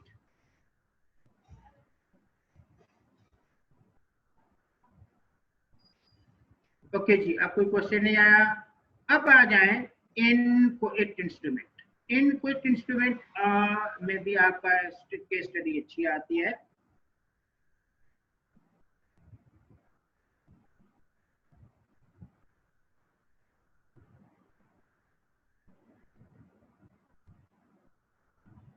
Ji इनक्विट instrument को हम मोस्टली ब्लैक इंस्ट्रूमेंट भी कहते हैं।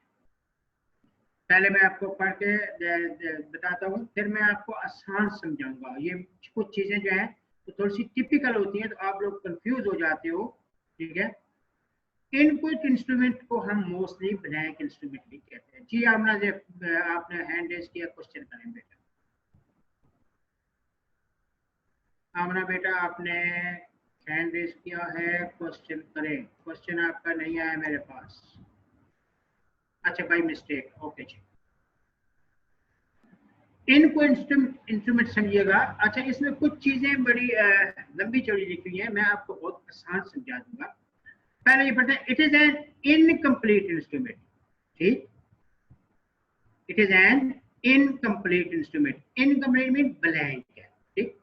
अ person signs and deliver to another a blank or incomplete instrument, a step instrument, and authorizes the other person to convert it into the negotiable instrument by filling the blanks. When the instrument is, ये शार्कम साहब hand raise करते हैं, तो 5वीं 6वीं दफा hand raise कर रहे हैं लेकिन पूछते नहीं है शार्कम साहब।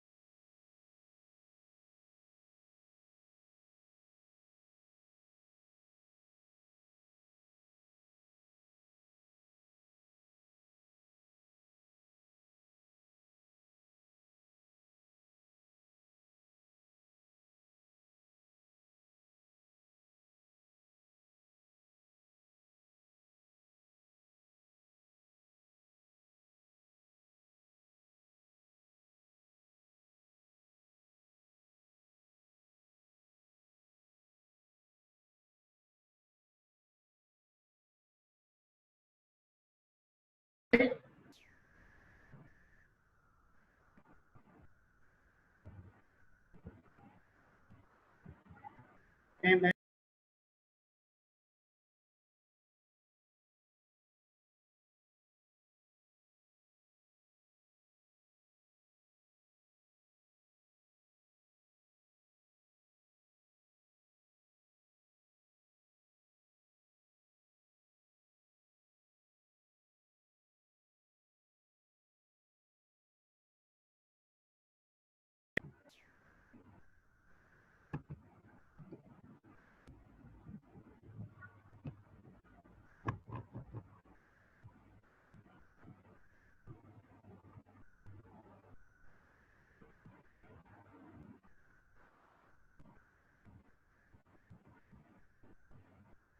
भाई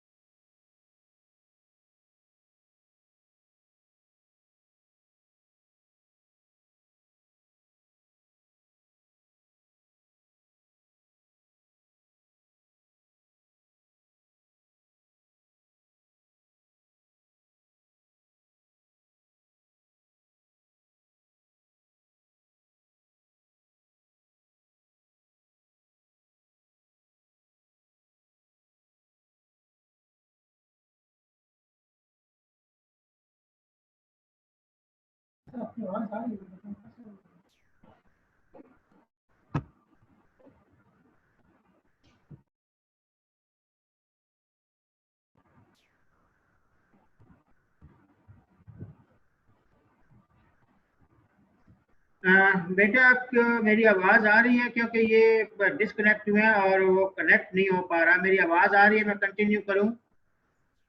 सर आपकी आवाज तो आ रही है, हमें तो आ रही है। सर शेयरिंग कर लें, शेयरिंग कर लें, आपका शेयरिंग के राइट आ गए। अच्छा अच्छा अच्छा अच्छा अच्छा।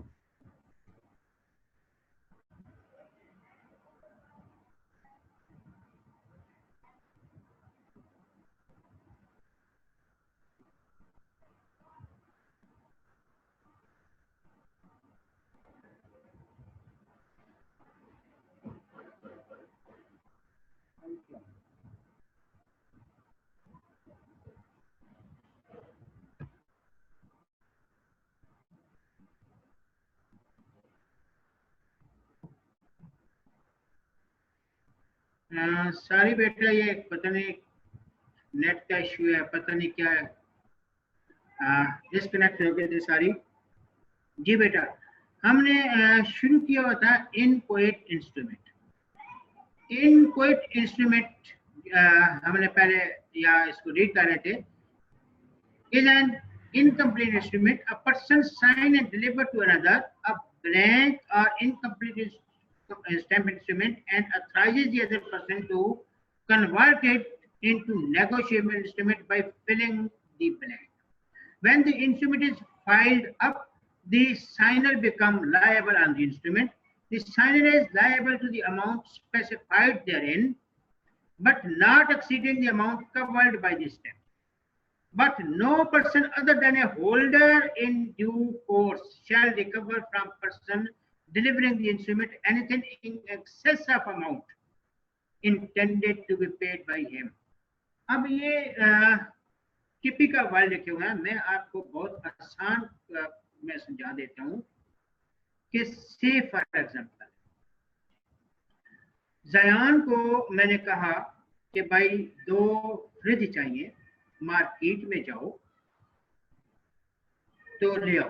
वो कहता सर पैसे, मैं कहता हूँ यार तुम मेरे एजेंट हो, जाओ, या आपको उस्मान ट्रेडर से मिलेंगे, शेख उस्मान ट्रेडर से या अरहम ट्रेडर से। ठीक, कहता ठीक है सर साइन कर दें। अब मैंने इंस्ट्रूमेंट साइन कर दिया, स्टैंप लगा के साइन कर दिया, उस पे अमाउंट और पार्टी का नाम नहीं लिखा। जयान मेरा एजेंट है, वो जाएगा। अब जिस ट्रेडर मार्केट में ट्रेडर के पास वो इसको दोनों फ्रिज मिलेंगी या एक फ्रिज जो भी है, तो वो जितनी अमाउंट तय होगी और जो ट्रेडर जिस तरह ब्लैंक चेक होता है आप साइन कर देते हैं और किसी को वो जो चीज बेचते हैं तो वो फिर वहां पे उसका नाम और अमाउंट लिखता है, इसी तरह इनकोएट इंस्ट्रूमेंट ब्लैंक इंस्ट्रूमेंट होता है। तो जैसे मैंने जयान को भेजा था और कहा था कि ये मार्केट में किसी से जो है वो बात करना और वो इनको इंस्ट्रूमेंट दे देना। अब फर्ज कर लें वो अरहम से मिला, फर्ज कर लें वो फ्रिज अरहम से मिली, तो पहली बात यह है कि मेरा जो एजेंट था जयान, उसको चाहिए था अरहम को वो फिल करके देता। लेकिन अगर उसने अरहम को ब्लैंक दिया है, ठीक है, और अरहम वही अगर अमाउंट लिखता है तो उसकी मेहरबानी, वो पैसे मैंने देने हैं। लेकिन चूंकि अरहम के पास ब्लैंक था और अरहम ने शेख उस्मान को से कोई चीज खरीदी और उसको इंडोर्स कर दिया और अमाउंट उससे अगर ज्यादा लिख दी, तो याद रखिएगा शेख उस्मान को वो ज्यादा अमाउंट देने का मैं पाबंद हूं। मेरा झगड़ा चलेगा तो अरहम से चलेगा कि भाई इतने की बात हुई थी, लेकिन Sheikh Usman holder in due course है, उसको मैं रिफ्यूज नहीं कर सकता, उसको मैं पेमेंट दूंगा। मेरा झगड़ा बनेगा तो अरहम से, ठीक है। तो पहली बात है कि अरहम को वही अमाउंट लिखनी चाहिए, और अगर उसने ज्यादा लिख के किसी को इंडोर्स कर दिया क्योंकि वो ब्लैंक था, ठीक, तो अब वो अमाउंट तो बिल्कुल एक्यूरेट, मतलब मींस कोई ओवरड्यू इतनी काटी इतनी, तो मुझे वो पेमेंट करना पड़ेगा, लेकिन फिर मैं वो अरहम से डिस्कस करके करूंगा। इसको बोलते हैं इनकोएट इंस्ट्रूमेंट। तो अब जो है इनको इंस्ट्रूमेंट को आप 1 मिनट ले, पढ़े, पूछे, जहां समझ ना आ रही हो वो पूछे, फिर आगे चलते हैं। जी बेटा।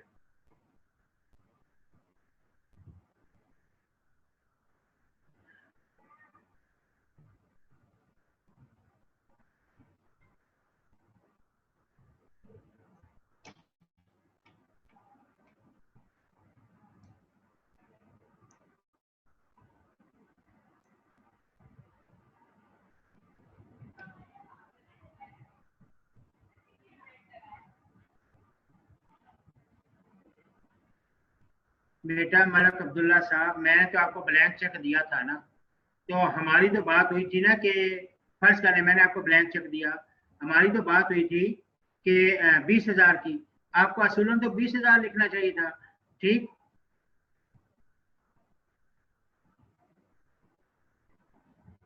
बेटा अमाउंट, 1 मिनट क्वेश्चन आते रहे हैं, पहले मैं मलक अब्दुल्ला साहब को बता दूं कि अमाउंट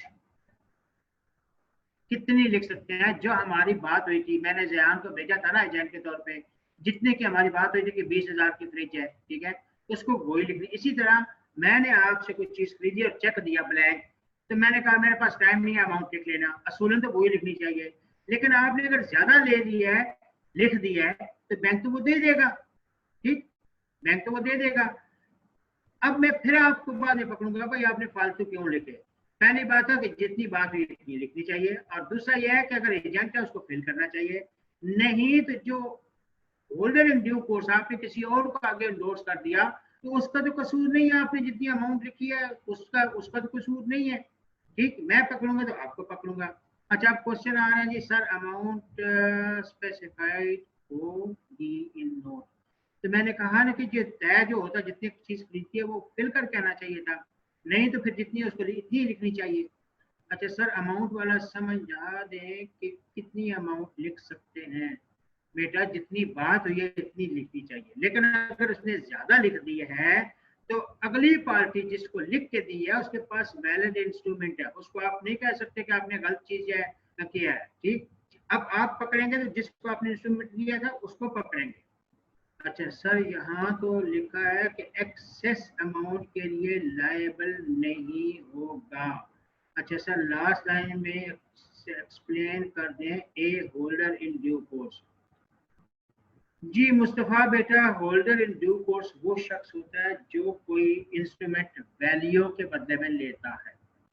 यानी मुस्तफ़ा साहब, मैंने आप यूँ समझ लें कि फंसी से कोई चीज़ खरीदी और उसको इंस्ट्रूमेंट दे दिया ब्लैंक में, और फंसी ने किया क्या, असूलन हमारी बात हुई थी 20,000 की, ब्लैंक था, उसने आपसे 30,000 की चीज़ खरीदी और आपसे मोटरसाइकिल खरीदा। जब भी किसी से कोई चीज खरीद के इंस्ट्रूमेंट देते हैं उसको होल्डर इन ड्यू कोर्स कहते हैं। तो आपसे मोटरसाइकिल खरीदा, अब उस पर 30,000 लिख दी। अब आप बैंक जाएंगे या मेरे पास आएंगे तो वो 30,000 आपको तो मिलेंगे। ठीक, क्योंकि उसमें वो आपने कोई पाटा पीटी तो नहीं कही। ठीक है, अब मैं पकड़ूंगा या पूछूंगा तो मैं किसी को पूछूंगा कि उसने 30 क्यों लिखी, बात 20 की थी। ओके, तो होल्डर इन ड्यू कोर्स आप हैं, आपको नहीं पता, आपने मुझे मैंने पता नहीं मतलब अब्दुल्ला को दिए थे ये फंसी को, उन्होंने आपसे मोटरसाइकिल खरीदी और आपको इंडोर्स कर दिया 30,000 में। ठीक। अच्छा sir, driver has no right to see the other to whom it transfer because is have, sir driver has no right to see the other to whom it transfer because, हाँ, तो देखें अब मुस्तफा ने 30,000 लिख ली ना, तो मैं मुस्तफा को 30,000 वो नहीं कह सकता कि आपने 30 क्यों लिखी है, हमारी बात तो 20 की हुई थी। तो मैं मुस्तफा ने तो होल्डर ड्यू पोर्शन उसने मोटरसाइकिल बेचा 30 का 30 के लिए, तो मैं तो मुस्तफा को तो कुछ नहीं कह सकता, मैं सीव करूंगा तो जो अब्दुल्ला या फसी को दिया था उसको सीव। जी बेटा।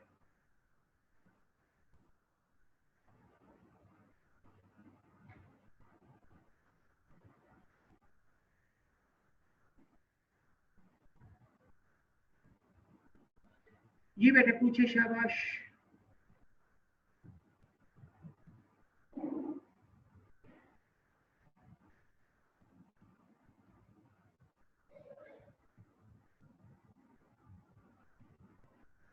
तो बेटा आपने साइन तो किया है ना, लेकिन जो बात हुई थी आपकी 20,000 की उसको करेंगे ना, उसने 30 क्यों लिखा?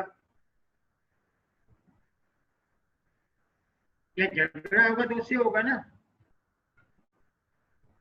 और अगर आपके पास कोई प्रूफ और नहीं है तो हो सकता है आप ना भी कर सकें।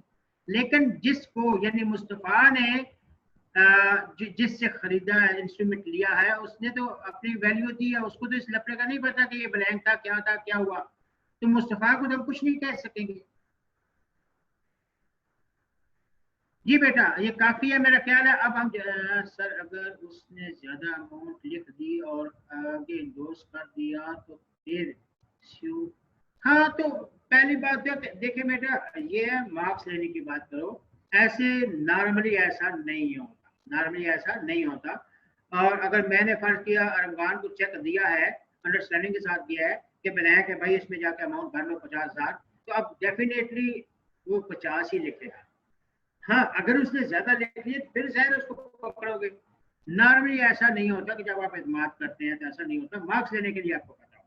जी मेरे ख्याल है ये काफी हो गया। अब हम आते हैं एमसीक्यूज मैंने भेजे थे, टाइम थोड़ा रह जाएगा।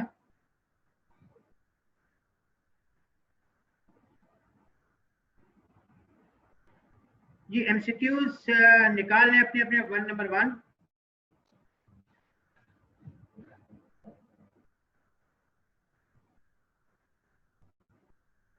जी number 1, which of these is not an implied warranty under the sale of good act? जी 1 का क्या आएगा? 1 का क्या आएगा? शाबाश।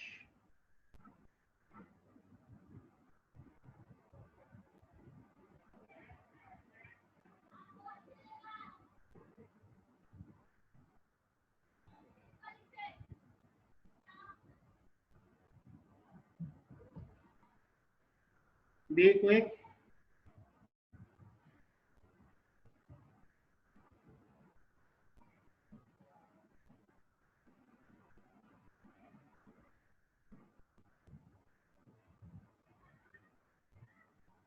जी मियां अरसलान सही कहते हैं, डी आएगा, डी, बी नहीं आएगा, डी।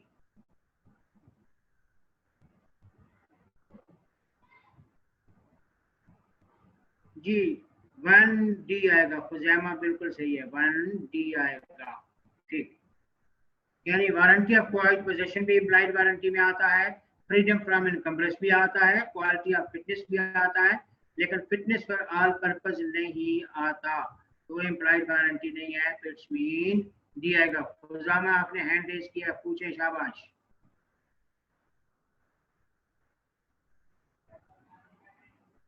खुजैमा हैंड रेज किया, पूछे, शाबाश। रिप्लाई तो आपने सही किया है।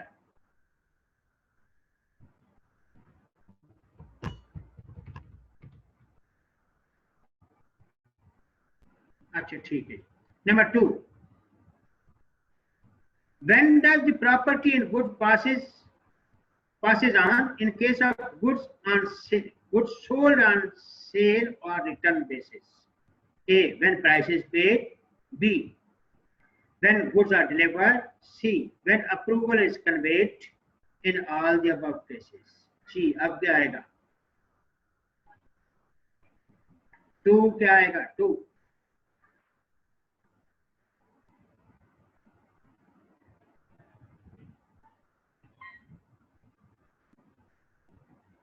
टू सी आएगा, बिल्कुल सही है। 2 व्हाट्सएप पे बच्चे ने मैसेज किया है, 2 सी आएगा। गुड, जी हाँ 2 सी आएगा हारून, गुड, ठीक है। अच्छा 3 आ जाए, 2 सी बिल्कुल सही है, 3 पे आ जाए। Specific goods means point A, a goods identified and agreed upon at the time when the contract of sale is made. B, goods which are defined by description. C, goods which are identified and agreed upon after the formation of contract. जी तो क्या आएगा? 3। जी हाँ खुजैमा 3 ए आएगा, good, 3 ए आएगा, शाबाश जी। 3A बिल्कुल सही है। अब आ जाए 4। 4 में ascertains goods means a goods identified and agreed upon at the time when contact is made। Same option है जी, 3 वाले सेम ऑप्शन है, कौन सा आएगा?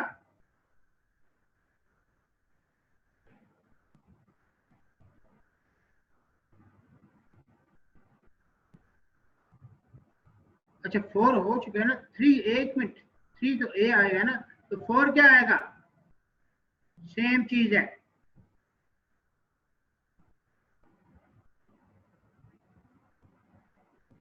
जी हाँ 4C आएगा, अरुण 4A नहीं आएगा, 3 का भी ए, 4 का भी ए, 4C आएगा। गुड्स। अब आ जाए 5। All the expenses incidental to taking delivery are borne by। जी 5 क्या आएगा?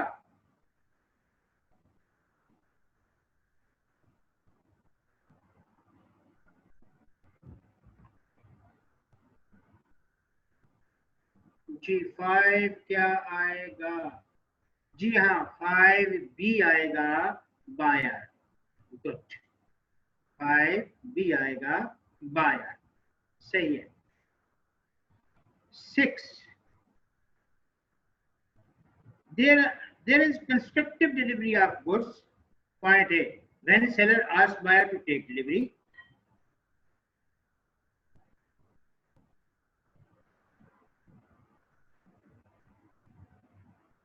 जी एक मिनट, बच्चे का क्वेश्चन आया है सर 4A होगा, सी तो अनअसर्टेन गुड्स के लिए होता है। एक मिनट भाई, एक मिनट, बच्चा कह रहा है सर, एक मिनट मैं दोबारा निकालना। और बच्चा कह रहा है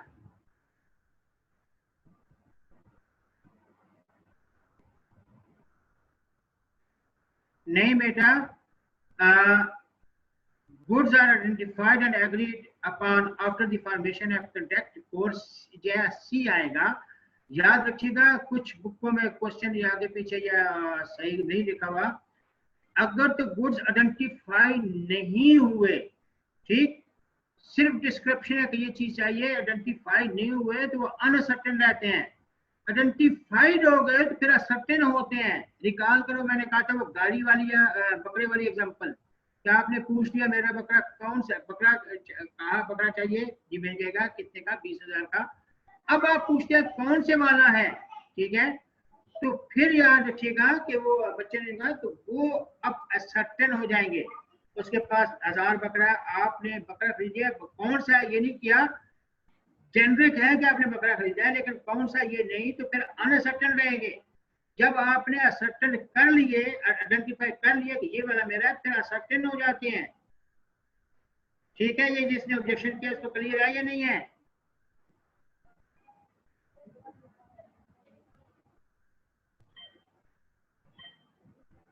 ओके क्लियर है, ठीक है। अब आ जाए कौन सा था? हाँ 6 में था there is a constructive delivery of goods, point A, when seller asks buyer to take delivery, point B, when a third party in possession of goods acknowledge to the buyer that he holds them on his behalf, point C, when seller physically deliver the goods to the buyer, D, when seller hands over the to buyer the key of the warehouse। जी 6 क्या आएगा? बड़ी आमना आपने गलत pick किया, बाकी सबने सही pick किया। नहीं मियां अरसान आपने गलत किया, 6B आएगा, कंस्ट्रक्टिव डिलीवरी। जब आप 6B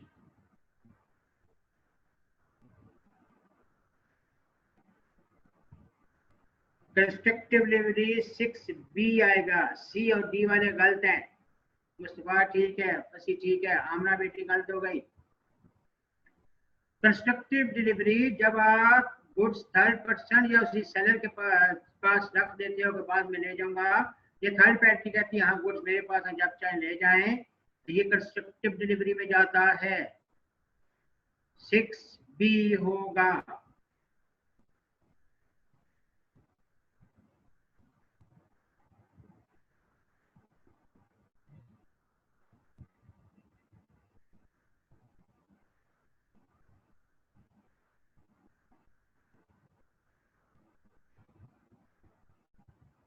नहीं बेटा डी तो नहीं आएगा ना, जब आपने हैंड जब, अच्छा एक मिनट, ये जो बच्चा दोनों में कंफ्यूज हो रहा था, ये डी बताओ किसका जाएगा? डी जो है वो ऑप्शन किसका जाएगा?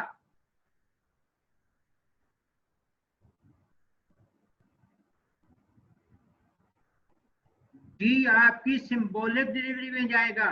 रिकॉल करो, मैंने आपको तीनों बताई थी। डी ऑप्शन सिंबॉलिक डिलीवरी में जाएगा, जब आप फिर हाउस की की दे देते हैं।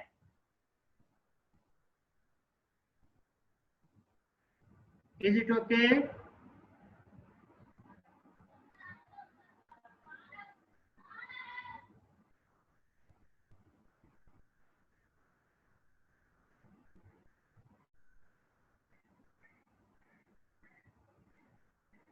किसी को कोई डाउट?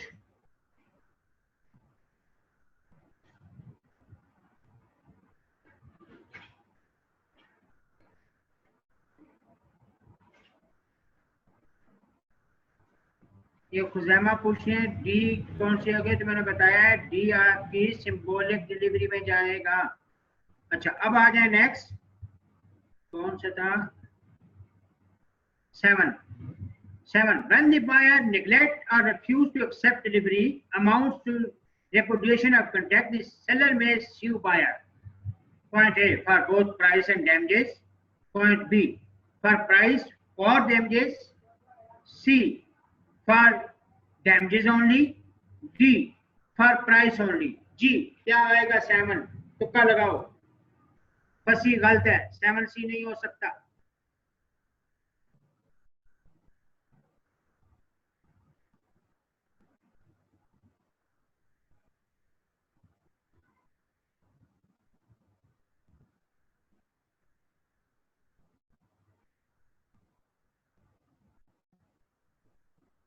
अच्छा याद रखिएगा, फंसी एक लिहाज से सही भी था। देखिए रूल की तरफ जाएं, सुने, अब ये डी आएगा या प्राइस के लिए या डैमेजेस के लिए, अब depends on nature of goods क्या है, ठीक। लेकिन अगर वो किसी मजबूरी के, यहाँ पे है ना बायर नेग्लेक्ट या रिफ्यूज, ये जानबूझ के आ रहा है, ठीक, तो वो प्राइस और डैमेजेस दोनों के लिए, यही चीज समझेगा, साफ कर रहे। अगर उनकी कोई मजबूरी बन जाती तो फिर वो सिर्फ और सिर्फ डैमेजेस के लिए वो चीज वापस ले जाएगा। यानी यहाँ भी अगर तो वो बी जो है वो बंदा साफ कर्टेड है, एक तो ऑप्शन है कि सारी प्राइस के लिए, क्योंकि जानबूझ के रिफ्यूज किया ना, हो सकता है क्वांटिटी इसी को तो स्पेशल उसी के लिए हो, ठीक। अच्छा दूसरा ये है कि आप अगर उसकी कोई मजबूरी थी फिर तो आप सी में जाते, लेकिन फिलहाल जो हम आ गया कि या प्राइस या डैमेजेस, बी ऑप्शन आएगा। जी हाँ, कोई 7, कोई ए कह रहा है, कोई बी कह रहा है, कोई सी कह रहा है, कोई एक तो होगा। तो यहाँ पे जनाब हमारा ऑप्शन बी आएगा, और यानी या प्राइस या डैमेजेस। अच्छा अब आ जाए, उसकी वजह यह है कि अगर वो रिफ्यूज कर दिया, उसको बताया नहीं, वो चीज खराब होगी पड़े पड़े, तो फिर तो वो डैमेजेस के लिए जाएगा, फिर तो वो पैसों के लिए जाएगा, ठीक। तो इसमें थोड़ी सी टिपिकल चीज है। जी आमना, अच्छा आमना 2 है, आमना सदाकत भी है और एक आमना और भी है। अच्छा चलें जी आमना बेटा पूछें। जी आमना बेटा पूछें।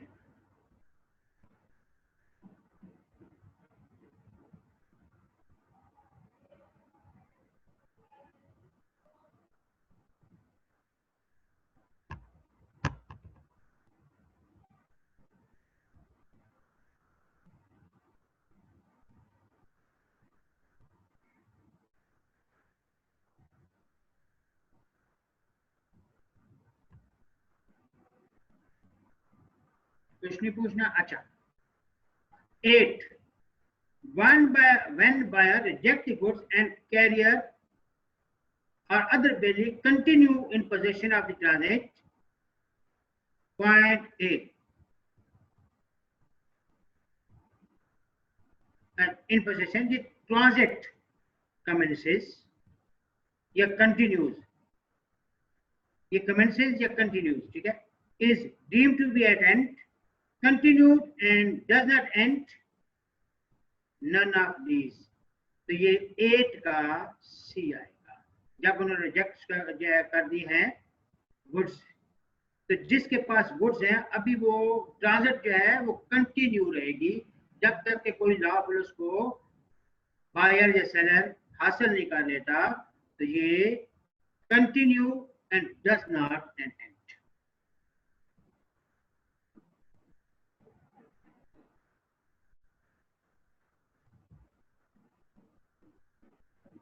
Without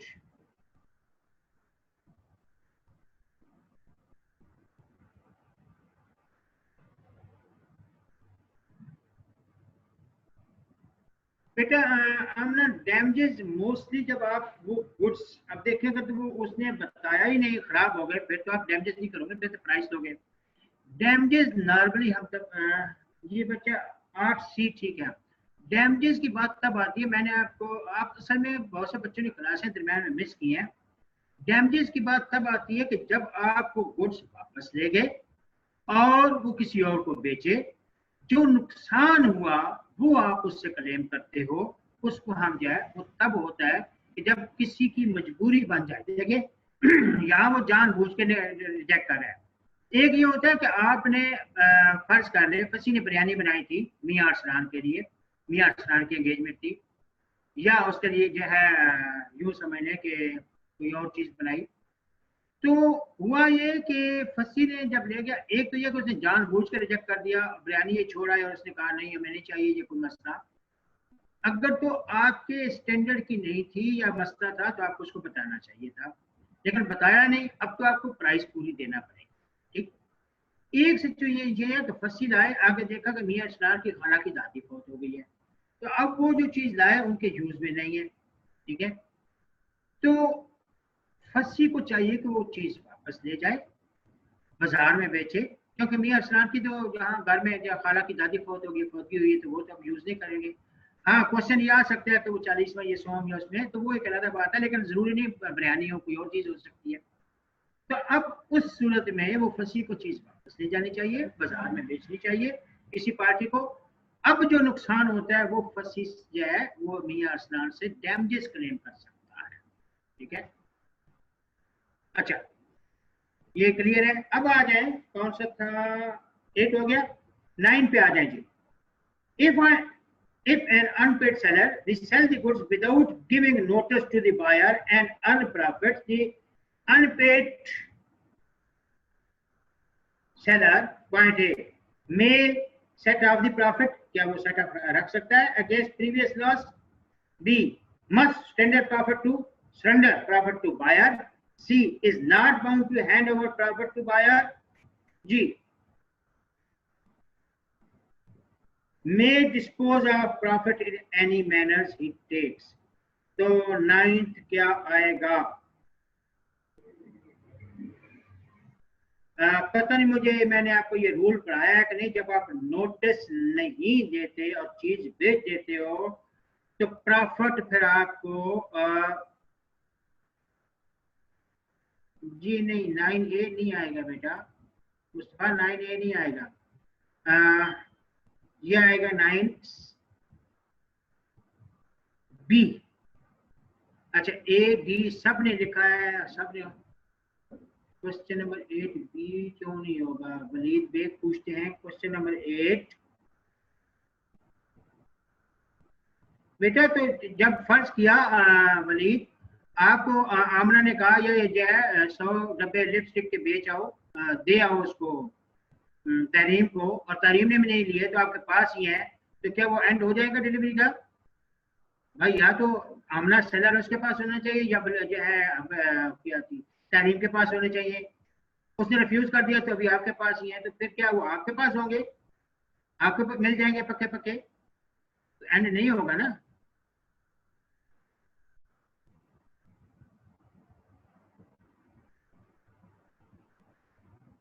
बोलिए ठीक है, आपको मैंने 100 टीवी दिया है, अगली पार्टी ने रिफ्यूज कर दिया है, तो ट्रांजिट तो एंड नहीं होगी ना, या मैं वापस मंगवाऊंगा या उससे बात करके उसको, आपके पास तो नहीं रहेंगे ना,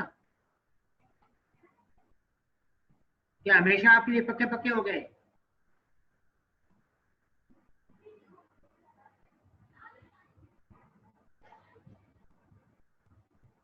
इसी क्योंकि ओके, तो 9 का अब सब ने तुक्के लगाए हैं, 9 बी आएगा, must conduct proper to buyer, 9 B आएगा। अब आ जाए 10 पे, बस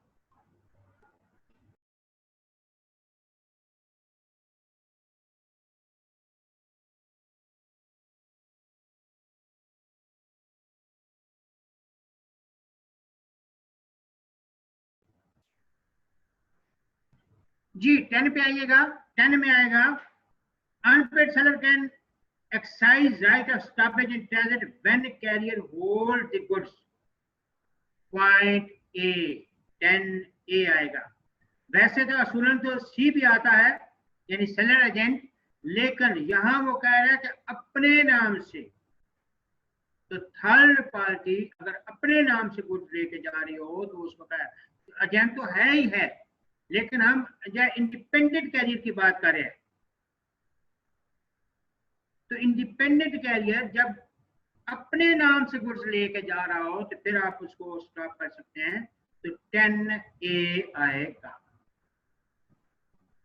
10 ए आएगा। क्लियर है। अब चूंकि टाइम ओवर हो रहा है, सारे भागने के चक्कर में है, तो ठीक है बेटा, हम कल इंशाल्लाह यहीं से शुरू करेंगे। ठीक है फहीम साहब।